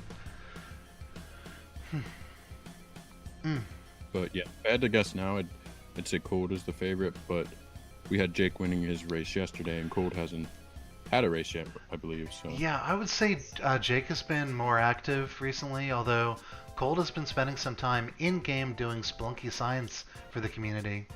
So I'm not sure if that translates to race ability, but if there's a chance to dupe some gold piles on the 10k gold split, I'd say Cold probably has a slight advantage there. I want to say Cold has a sub 18. Let's see. Yep, he's got a 1742, which is fantastic, in 13th place. Jake has a 1931, but I've seen him lose like 18 flats, maybe sub 18 on Olmecs. So Oh wow. yeah, he definitely a lot of untapped potential for him. Yeah, that just means a bomb bag or two more, and you're getting that time. Yeah.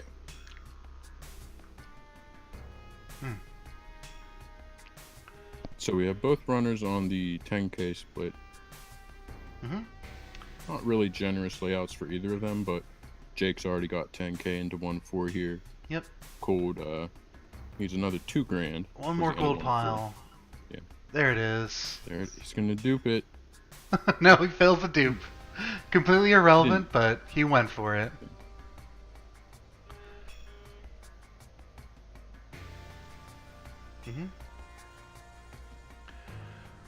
So Jake continues on. He's only short 1 bomb into the 2 bomb split, so... Nice also, damsel grab for him. Yeah, something we're not used to doing in low percent, but that extra HP occasionally will come in handy, especially with a Tiki Trap or... Gary Batts and a frog for cold there. He dealt with him well.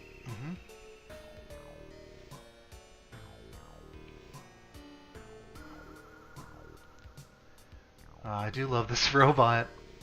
I think that's making I like me... the robot a lot too. Yeah. I had a red robot for a little while. At one time, Mind's Eye made all the characters red for me. But I never kept using the robot. I think I have Pikachu on the robot slot. Very cool. Oh no, I have Pikachu on the temple character slot. Yeah, that's right. That's hype.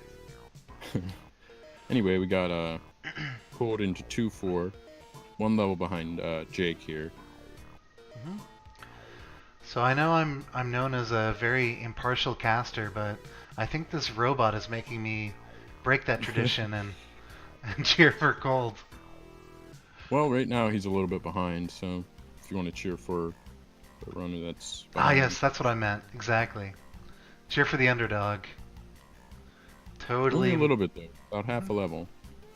And they're both on a pretty good pace actually. They'll both be under 9 into the shotgun. Assuming they don't get deaths in the 2-rope split or trolled.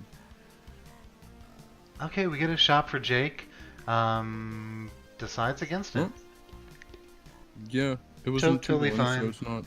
Yeah, it's hard to call that an error. You never know what you'll get with the rest of the jungle. Worst case scenario, he can go for a vault. I didn't see the vault in that level.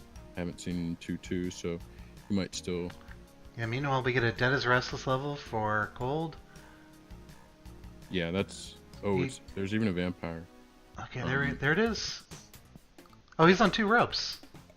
Yeah. Why did I was thinking they were on shotgun splits? Yeah, I was kind of thinking the same. Oops. Oh well. Yeah. Well. We'll cut this in post once again. Yeah. I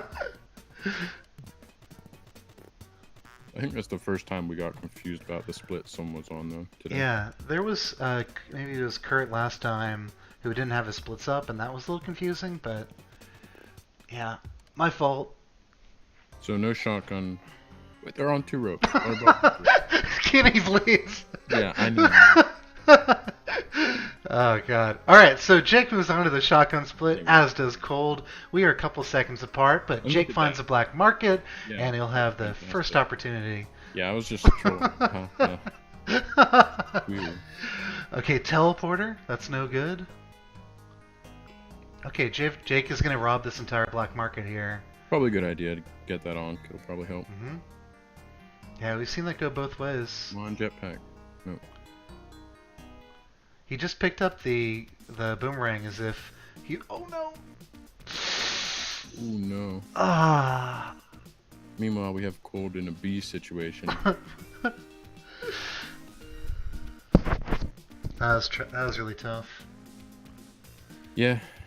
We actually, I want to say Spev came up with a reliable strategy for pulling shopkeepers out of that second layer when there's a tiki trap, but... Yep, it's hard to time, but it's definitely consistent if you do it properly. Yeah, I think Jake invented another strategy for doing that accidentally. Very unfortunate.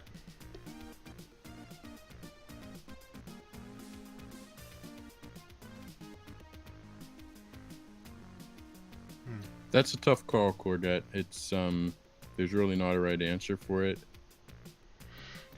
2-3 vault for Jake. And meanwhile, Cold has reset on the shotgun split. He's gonna find a really decent shop.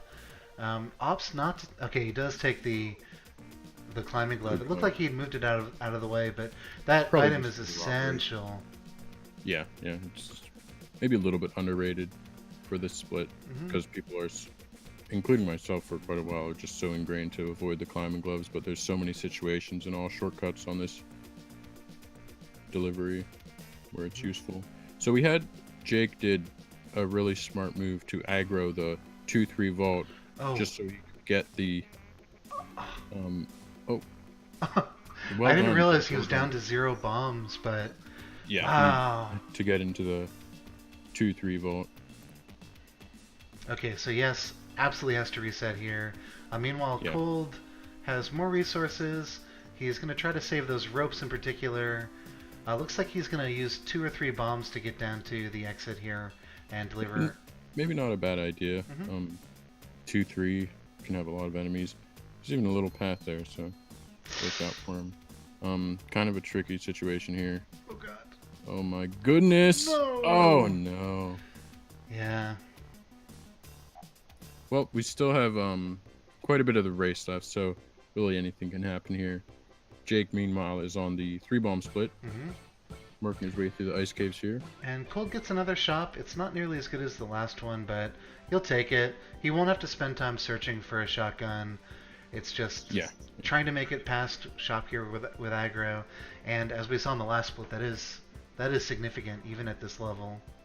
Yeah, so this is really shaping up to be quite a race. I thought Cold would probably be ahead for a lot of it. Like I said, you say usually based on PB alone, but Jake's making more steady progress and it's paying off. I'm gonna jump off mic for just a second to prepare some Sounds stuff for the. Yeah, whenever you have to, it's fine. I can handle. Yeah, but I'll be back for the key split for sure. Cool.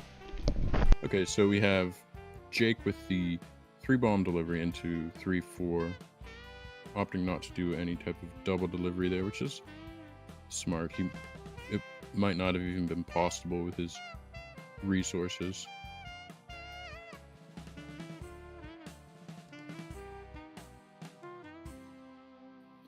Meanwhile, Cold, still on the shotgun split, but he's got a hold of a shotgun, so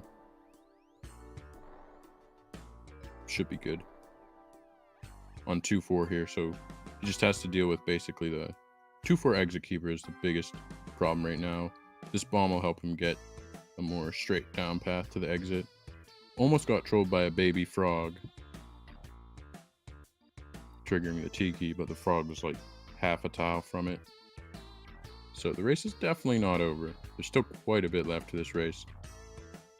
Taking a look at Jake's pace here, he's actually on a pretty good pace. He might, if he got some good mobility on the key split, it could be a slim shot at a sub 20, but you don't want to really rush it at this point. Ooh, some tricky jumps there for Cold.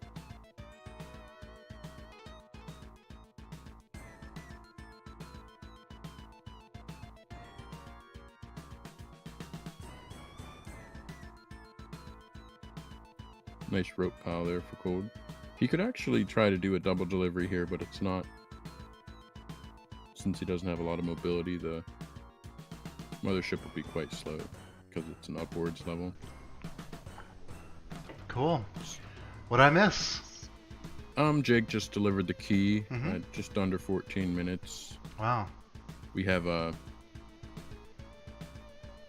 Cold on the 3-bomb split here towards the end of it. Wait, he delivered the 3 ropes. Yeah, Jake's onto key, yeah. So, yeah, it's a little bit of a lead opening up, it seems like. yeah. Wow. Okay. Very cool. Cold does not have enough resources to get in. Oh, this will be interesting. Don't do it. Don't do it. All right. This is better. Yep. If you're hugging the side of the mothership, you won't die when you teleport in. So, nice play by Cold. He can also deliver this next set really quickly if he goes nuts. That was the first successful use of the teleporter in this tournament. Yeah. Of course, he has no aggro. Oh. Man. All right. He could have teleported into the wall, into the ceiling there. He also could have jumped on top of that UFO and killed himself, but this will probably be a gold split for him, I guess. Of time there. That's amazing. All right, we got a race. Jake is on 1-4 with a key, and it's a dark level, so it's going to slow him down a little bit. Now Cole is going to be hoping for a very quick gold key and an easier exit through the mines than Jake is experiencing. Cole is absolutely right back in. Wow. Jake had a really long dark level there, and Cole just basically did a whole delivery in the time that dark level took. Yeah. There wasn't anything really Jake could do to speed that dark level up. He has to hold on to the key. Yeah. So. For anyone who's doing compilations of the really big moments in this tournament, that one was pretty big. We'll see if it actually translates to a different outcome in this race, but wow. Yeah, that was really cool. That's a statement. So Jake down to 1 bomb. He's got quite a few ropes and entering 2-2 now. So yeah, he's being relatively safe, but I gotta say it's a good idea. Mm-hmm. I think he has a big enough lead that if he just doesn't die, he'll still maintain the lead. But yeah, at least into the temple. Yeah. So Cole's still looking for the key. He did get climbing gloves in a crate, I believe. Interesting. Well, yeah. I'd say it's better than nothing, for sure. Yeah. It's never what you're looking for. And Jake goes down on 2-3. Suddenly there is a lead swap. We have, as long as Cole did not miss the key, which I don't think he did, but... Haven't seen either piece. Yeah, and he's been pretty thorough. He's been moving pretty fast, though, so... Okay, we got the key at the end, the exit of 1-4. So this would be a dream scenario if you could anticipate it, but... He's had to spend probably about 20 seconds searching for the key in earlier levels.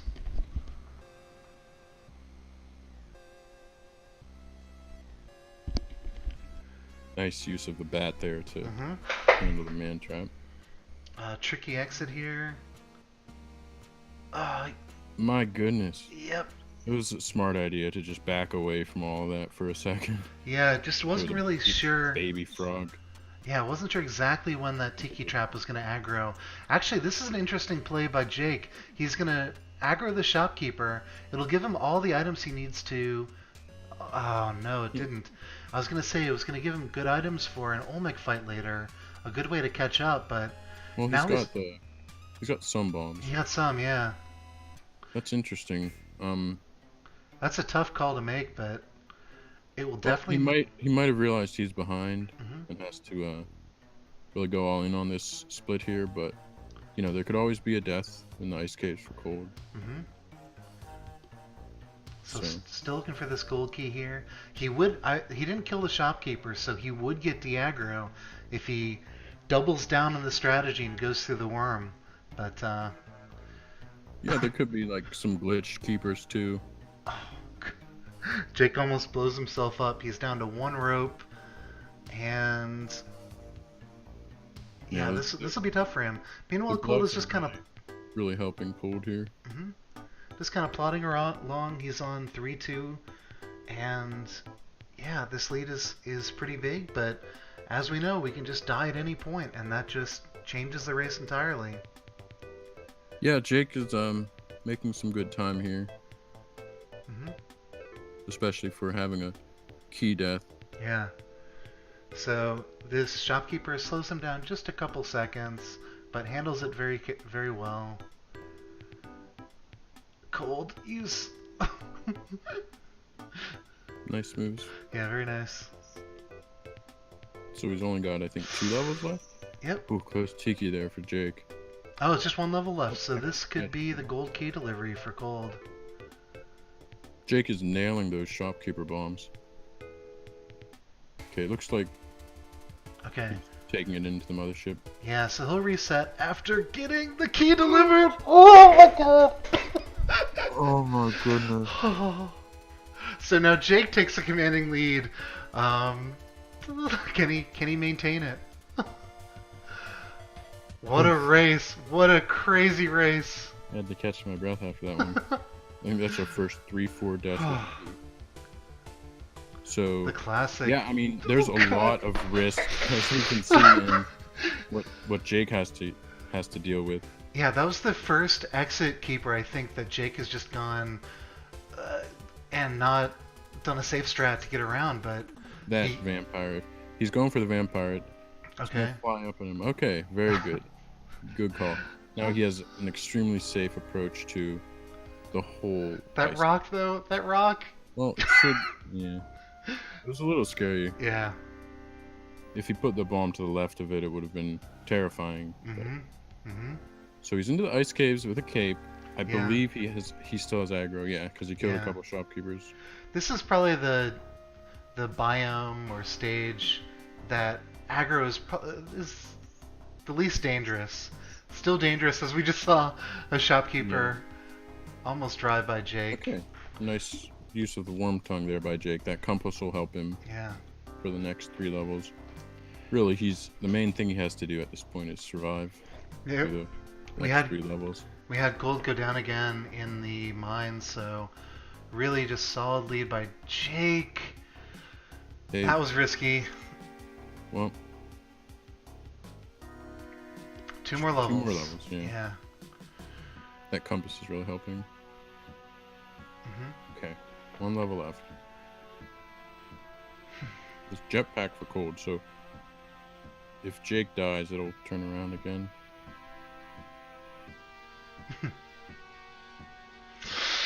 Okay, good. Nicely timed, nicely timed. Okay, so Jake with a very commanding lead. Cold does have a jetpack and can make some time up on this split, but I don't know, we'd have to have a lot of Olmec deaths, etc. for Jake at this point. But you never know. And okay, we get a didn't skip the key. a little bit of safety with Cold, making sure he doesn't accidentally deliver the key into the gold chest. Can't blame him for that. Yeah, Cold knows a lot about the Ujedi. He actually came up with the reliable Yama kill. Wow. So Control layout for Jake here. Yeah. Having to burn some ropes. But yeah, still a huge lead for him. Cold is making fast. Worst exit possible. Yeah, and Cold goes down again. Very unfortunate. So Jake is 1 level away from our first shot at Olmec. Yep, he's low on resources. Well, he's got some ropes. Nicely handled Scorpion there. Scorpion almost got him again. Alright. Oh, we got a Tiki Trap death. So, yeah, it's too bad we lost, Cold lost the jetpack there. He might have, probably would have been creeping up on Jake right now. Probably at least be in the ice cave, I would guess. Yeah, and 1 more death would have really tightened up the race. But as it stands, Jake still has a very commanding lead. That teleporter was still my favorite part of this race. Yeah, it's gonna be hard to top that. Some of the stuff, oh my gosh, that mummy. Just out of nowhere. Actually, both of Cold's mothership entrances are pretty interesting. Or the failed entrance. Any percent run. We got a speed shop. Just missing a compass. Yeah. He's going for it. Or just missing a bomb box. I'm sure countdown until Twitch corrects me.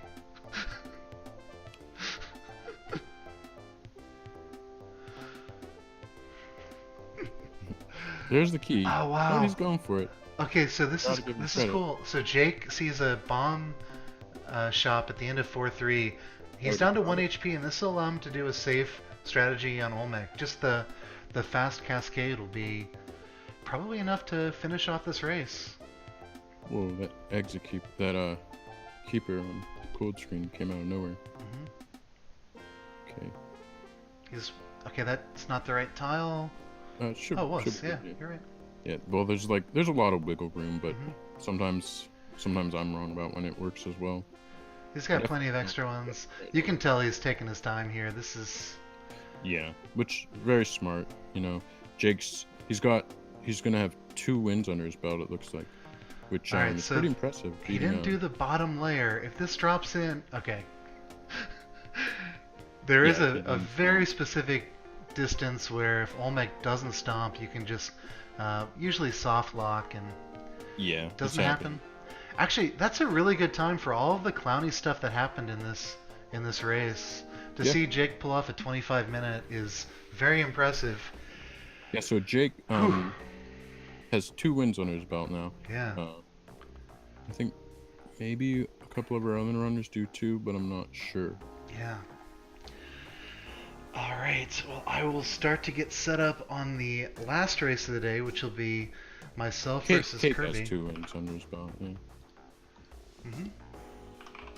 Okay, so yeah, should be good to do commentary and stuff. I don't know if anyone else is coming on or not, but either way, it should be good. And good luck on your race, and also Nice. good luck. Do you mean that? Yeah, I think you guys Nice. both have similar PBs. Kirby's is a little bit slower. Kirby's got you beat in a handful of categories by now. I used to like. How dare you? I didn't. The first few months I knew Kirby, I wasn't really following his progress, but then like out of nowhere he started hitting some really big times. All right, so we're actually going to bring in Jake Treester into the call. Nice. So adding friends. Actually, I'm a little bit afraid to just add him to this current chat. So I'm going to pull down your call, make a separate room, and we'll have a 3-way broadcast. All right. Just 1 second while we get the casters set up for the last game. But new group direct message between myself, Kenny Jupp, and Jake Treester. And we've now formed a group, starting voice call, and I will do a screen share with both of them.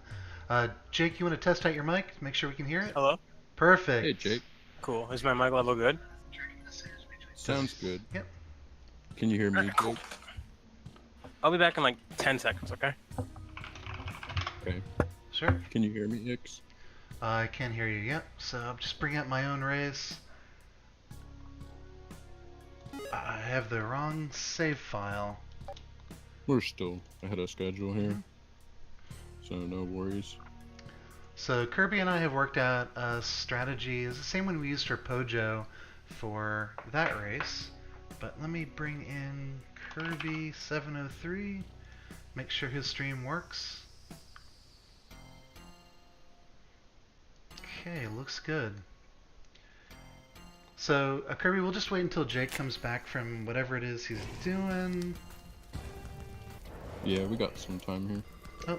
Oh, we'll be using my in-game audio, so the music is going away. Just making sure I got all my... Oh, I need my live split up.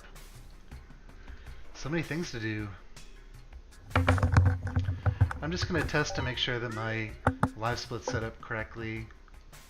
Alright, I'm back. Hey Jake. Let me pull up the Okay, cool. chat. So I will reset, and then I will talk to Kirby a little bit in Discord, and we'll get our final race of the day set up. Is there a way that I can make this screen bigger? Yeah, they're full in the screen. lower right. Oh, I got it. I got the arrow, yeah. Okay. Yeah, so we'll be able to respond in real time to what Ix and Kirby are doing, as opposed to watching the Moss ranking stream. Cool. Alright, so Kirby, I am ready. So you'll wiggle your mouse and then wait a second and then push A once to select your character and then another second to actually go, and that should make it so I can take off at the same time. Actually, you're gonna stay in the call? Yeah, I'll be here just in case things go poorly. Okay. Nice. Thanks, Shin. So ready whenever you are, Kirby. Just start Yeah, the GG, countdown. Jake. I see a wiggle, I see a select. All right, so I'm like 0.5 seconds behind maybe, but we got a race. All right. Okay, so I was watching last race on my phone, and what the hell was Cole doing in the tutorial? He was like, I was like watching, and I'm like, what are you doing? Like, Well, maybe he's you'll got save a second, but like, he in has a a pretty race? extreme tutorial PB. Like, I'm not knocking the guy. It's just a weird decision for a race, in my opinion. Well, You know? he's in the lower bracket. He might be able to move back up. Yeah, no, So what's both the... of these guys are on like the exact same frame practically. Oh, yeah, wait. Yeah, it's not repeating. I was like, are we No, watching the it's- same feed? Yep. Alright. Ick's about half a second ahead. Now, this is the thing. Like, when I was used to play on my laptop, I was always so pissed at AS+O because loading times actually matter for this category. Yeah, But, that's right. Never really came up with a good way to make it subtract loading times. Right, it was like, oh, okay, I could just play on this thing, but I would always literally lose like 10 seconds because of my PC was just so slow, but it could run the game. Yeah, it won't matter. That won't matter too much for races. We haven't had a single race be determined by 10 seconds, I think. Maybe one, though. I had But yeah, one, I had a practice with group that was like that margin. I don't know, it's pretty rare, but it still was like kind of dejecting knowing that I was starting at a disadvantage. Especially when you're going for a PB, the loading times can matter quite a bit. Right. Alright, so they both had a tutorial. No mishaps really. The first couple splits, nothing really happens unless you die at the end of the set of levels. And that's a big every loss. once in a while there's like a player will lose a minute or so here, but forget Jake Yoshimitsu is, or Jake Treester. Yeah, He's, just had their race with Cole. So there was a nice straight down level for Kirby until the very end. He had a bad Am I the layout. He only couldn't drop one? down safely. Am I the only one to win today that was from the yesterday's stream? So Chocolate Cake also won. Oh, he did? Oh, I didn't get to see it. Yeah, I think you both have 2 wins. That's cool. I like Ix's sprite. It's Black Ninja. Oh, Yeah, it's it's pretty cool. meshing. Jesus. Well, the tick's going for the fast delivery strats. My Alright, nephew just barged in on the room, and I had to tell him I'll be done in about half an hour. Hi, nephew. but yeah, we're good.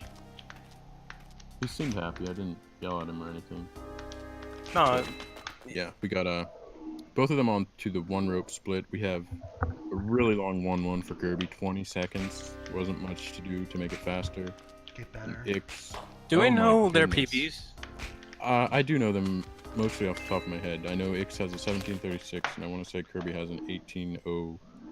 He has an 180 something. I don't remember the last digit, but I've seen him. Oh, so both are better than me. Okay. Well, I like watching people better than me. they both have pretty good PBs, and I've also seen Kirby on some sub-18 paces late too. So yeah, it should be a pretty close race. I think Ix has some more racing experience, but Kirby's kind of hitting his stride right now. A lot of I big- think that, like, obviously, you know, there's a point where it flips where, like, consistency matters better than speed. But, like, yeah. you know, like, PB only matters to a certain extent. Yeah, for sure. Like, you can get a really nice seed and get a good PB in AS+O, but also struggle with consistency. I can't really think of anyone who has that problem, but there's definitely some really super consistent players that maybe don't have an extreme PB. But, like, one player who comes to my mind that is both is Krill. Krill, like, is just Yeah. super consistent. Also T, but Yeah, T T only... Yeah. T had a couple slow races last year, but like I said, it was because he hadn't played him forever. But he ended up getting second place, so his first couple races he just had to win, which he did. I think we had a couple good times there, right? Like, Maz had a good time, and Today, yeah, there were some crazy times. We had Kurt lose his race to Maz, but Kurt still had a fantastic race time. He had like a 1941 or so. oh, you hate to think see he that. had a couple other When someone Yeah, just he does would have really won well. against basically every other race. Everyone except, else, yeah. I think T had a better time, so he would have won in every other race except against Maz and T.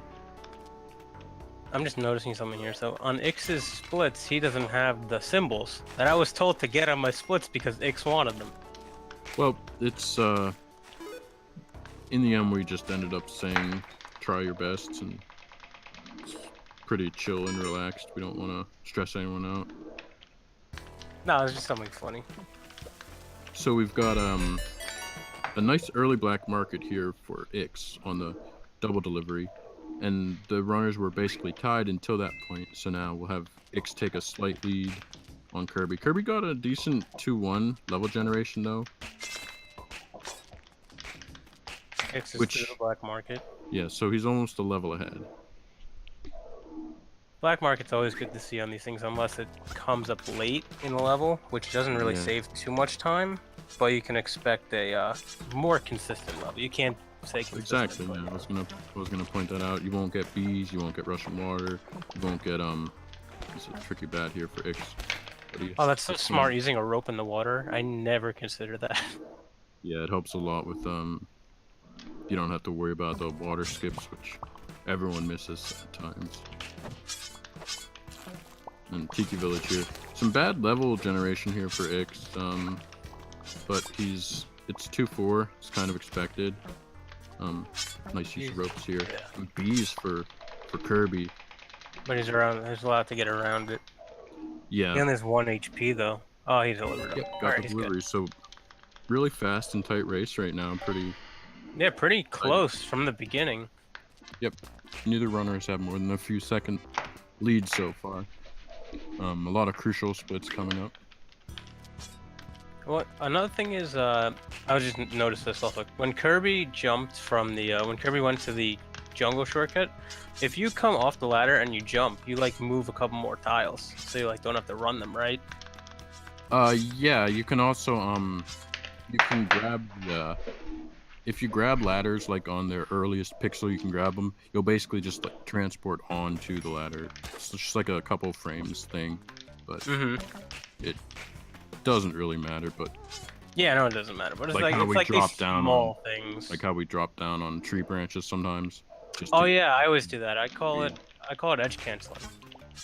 Yeah, I remember long time ago SG told me that I should always be doing that, so I started doing it. It's really useful in the black market. Yeah, that's right. Plus the extra 3 tiles before fall damage is nice. But even if it's just like a few tiles, it's still worth it.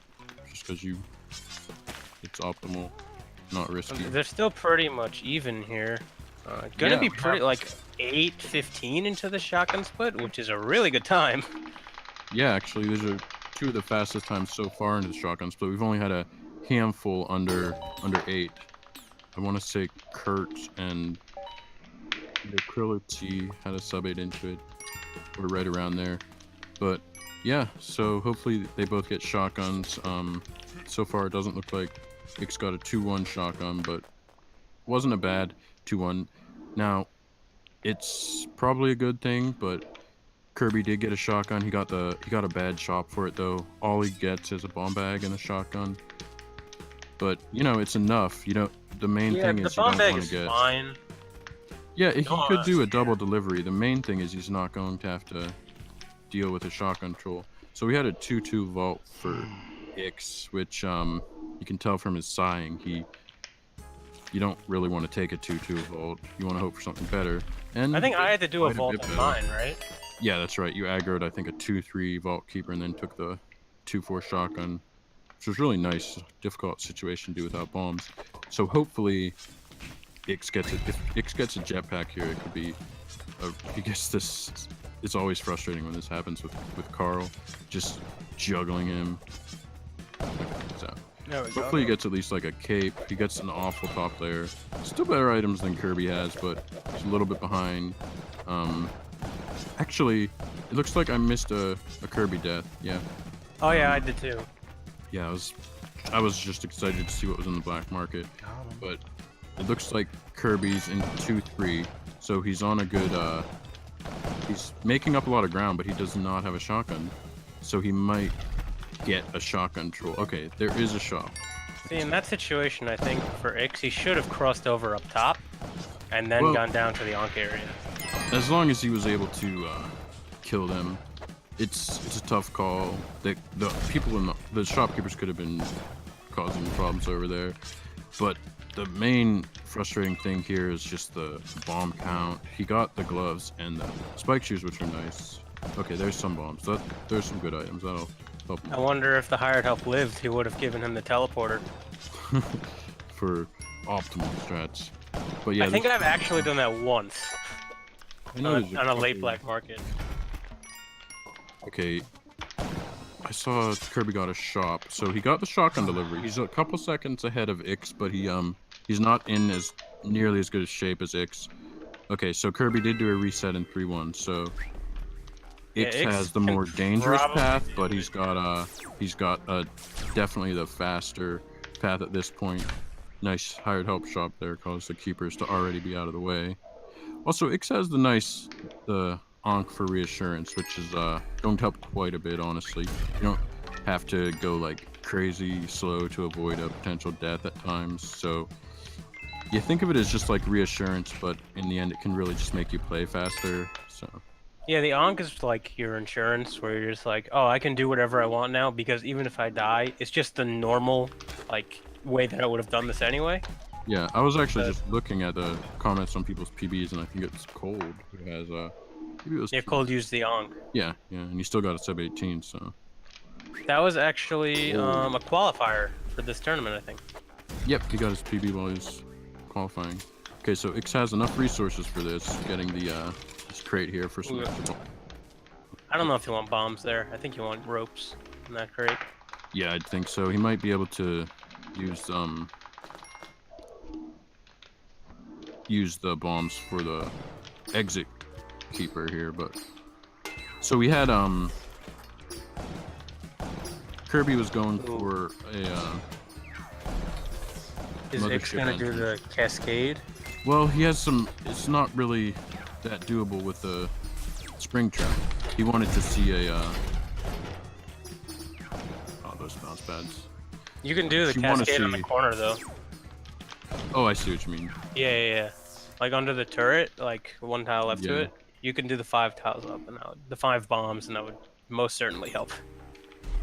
So he got through it. He still got the Ankh, so he's in really fantastic shape. Honestly. Oh my god! Oh my goodness, that keeper got wrecked.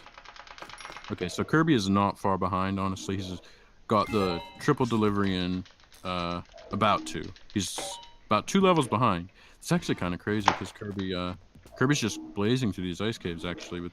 Wow, they have been neck and neck right from the beginning. Yeah, and Kirby had a couple. I want to say a couple deaths, maybe only at 1, but I guess they weren't at super crucial moments. As long as he doesn't die in 3-4 here. Oh no, Kirby used his rope. Yeah, that cost him a lot of time. Okay. No. Well, that pug. And Ix has a jetpack. Yeah. So, Rip. Well, a commanding lead, I would say. He can still turn around, obviously. He's got gloves, sometimes can cause hang-ups. Not really that often, though. You don't have to... Like in these situations where he almost just got spit on and you have to trigger the air trap. Gloves won't be too bad. They're just a little awkward. Oh, Curve's gonna take the teleporter. Let's go. Wow. I'm scared. This is risky, but he has to do it. Yeah, I would say it will help. Yeah, it says 1736. Kirby not far behind as like an 18-0 something. It's really close to sub 18. No, Kirby died. Ah. Okay. At this point, Kirby. Whoa! This exit keeper for Ix was just going nuts. And so was the other guy. Jeez. Yeah, they got out. Wow. Well, Ix could still die here and be ahead, honestly, because Kirby's still. Sometimes this happens. You get stuck on the 3 rope split in the ice caves. Yeah. I mean, I died on the key split, like in the jungle or something. And Yeah, then yeah. I can't remember how, but It was a tiki trap that had the extended hitbox. oh yeah, it was an early death, so it wasn't a big deal. Nice shoppy bop there by Ix. So he's still got good HP for this. His Kirby, bombs. Kirby sees a Is he rope. still? Ooh, close one. Nice move there from Kirby. Easy to panic in that situation, but he handled it. The only problem with Ix right now is that he has only 2 bombs, 2 ropes. Yeah, his resources are a little low. As long as he gets the key delivery in, though, he'll have a lead because Kirby's still on the 3 rope. All right, now he's on the key split. Okay. There's the bombs. Okay. So that pretty much like helps him knowing that if he finishes this key split, he can go into the temple and just not have to reset. Yeah, he could. Olmec is really annoying with gloves, but it's certainly handleable. It's just awkward. And if he keeps the 4 bombs as a safe strat. Oh yeah, yeah. Good point. So we had some cursor Chub rage. Scout. Chub Scout. Free He him. might. He's gonna get freed from these boomerang men. This is oh, I think we had a frog go off, or he dropped the bomb maybe. But Oh yeah, he did. nice. That was a good move there. It's a zigzaggy Tiki Village 2, the worst kind. I guess the exit wasn't bad though. Which And is now really he's in the good. ice caves where it's like free. Yep, with the jetpack. He doesn't have a compass, so it won't be as fast. Compass in the ice caves is like ridiculously overpowered. Like Trust the me, I cave. know. I spent like 15 seconds getting it last race. Yep, for just a couple levels too, but it's worth it because you could end up in a scary situation on the wrong side of the level. Oh no, Kirby took an arrow. Well, he's in 1-1, so I hope he didn't get dejected at this point.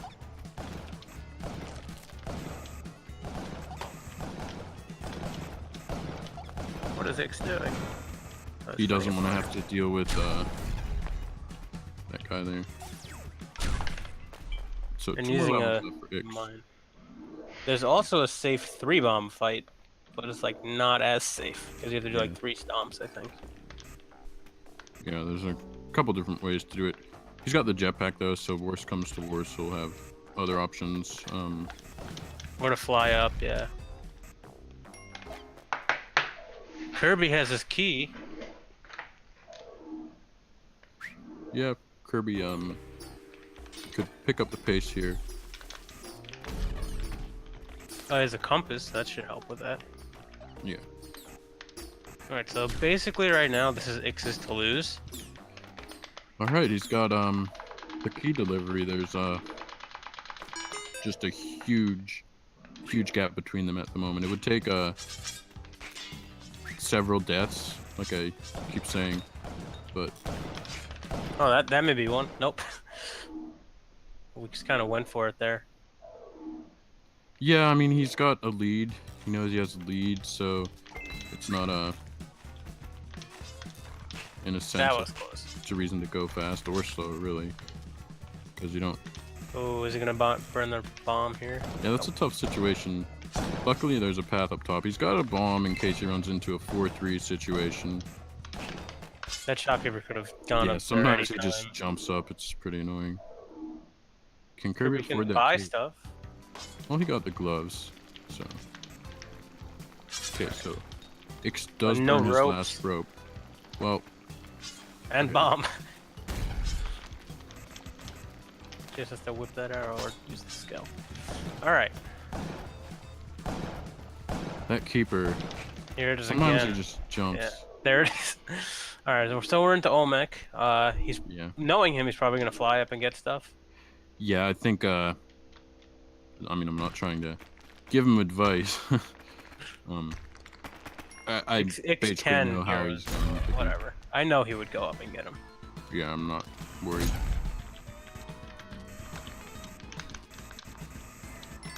Only a couple crates, so he might have to do a fast strat.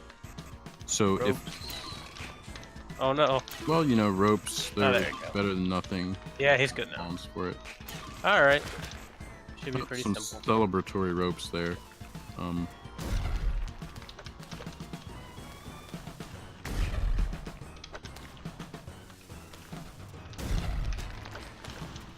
Only thing that can go wrong now is him getting crushed by Olmec accidentally. Oh, a Tiki death there for Kirby.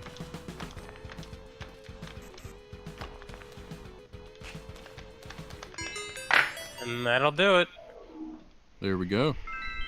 So GG. it was definitely a good showing from Kirby as well. Through most of that race, they were very close. Kirby had a couple deaths on the key split there and got a little bit tripped up on the 3 rope. But the important thing to note is Kirby is not out of it. Yeah, there is a lower bracket in this tournament, so it's double elimination. Even if you lose here, you still get to play again next week. But Ix now is advancing to, I think it's winner's quarters. I'm not sure. Yeah, I think this was trying to look at. I know it's category 103 on Moss ranking. I wanted to see something. GG Kirby. Good race. Thanks for casting, guys, too. Thanks for filling in, Jake. Problem. Yeah, No Kirby had problem. the very last the bye, so he's still in good shape for the tournament. Honestly, he's just in the lower bracket, but he's already ahead of some players who've been eliminated. Yeah, I can pull up the bracket so people can see them, but Yeah, do that. Do that. let me do it the easy way. I'll take it with a screenshot so nothing can go wrong. So I think I'm playing Krill next round. Just saying. you're playing I Krill, have no that's shot. right. Hey, I don't know. You might be able to beat him. Yeah, he had a time that you could beat him with today. Yeah, that's true. Just Like a 'cause he had 21 minute. Yeah, because he He like had an Olmec failed. death, I think. Yeah. All right, But so he here's had the some. here's the upper bracket. It'll be Mazarak versus myself, Speff versus TNF, DT versus Chocolate Cake, and then Jake versus Krill. This is all in the upper bracket quarterfinals. It'll take place on October 14th. That's the Sunday, and we'll have the lower Oh, round that's first. so good. I can actually race. That's great. Let me pull up the lower bracket as well. The lower bracket's going to be taking place on Saturday, October 23rd, and a lot of really good races in that bracket as well. Just so many good runners just entered the tournament, so You have some heavy hitters in there. Kurt's in there. Yeah, there's a lot of people in the lower bracket that Kirby's in there. He has a good PB. Polo, Link. Link is always a dark horse in these things. Yeah, a lot of people with really good PBs in this lower Mhm. bracket here. I mean, our 3rd ranked seed, Mhm. Cold, is in there. So yeah, everyone who lost today and everyone who lost tomorrow and was not in a three-way race will be playing first on Saturday. I've still left in Denny and Yandy. Yandy, of course, got eliminated. And Hobtor, yeah, those are the 3 eliminated ones right now. But yeah, that's just how the bracket maker Wait, works. Denny is still in, right? Denny is Denny's still in. yeah, but he'll be Yandy isn't, and Mhm. Suspense isn't, and Right. Hobtor isn't. Did we Yes. ever settle how to pronounce Denny? Denny, I believe, is People have strong settled. opinions, so in that sense, it's settled. Denny. Donnie. It's Denny. I swear to God, it was Mhm. Denny. I've been calling him Dennis for like the first 2 years I knew him, and no one said anything. So Sure. Yeah, I know, right? now it was I like, started feeling bad. oh, Vlad's down there Anyway. too, and Grump. Wow. Yeah, Yeah, it's, Vlad and it's, Groom. it's just a Stacked stacked lower tournament. bracket. Yeah. Yeah. Anyhow, I think that'll be the end of the broadcast. I think can't. I was I gonna think say Saturn. Saturn's gonna think of a runner for us to raid, but again, thanks for everyone joining us. We'll see you again Saturday, the 13th, I believe. 10 to. I'm just saying everything wrong. I just casted for a long time and then raced, but it'll be noon to 4 Saturday next weekend, and hope to see you guys there. Thanks for watching. Eastern time. Eastern time. Always. Sweet. Bye.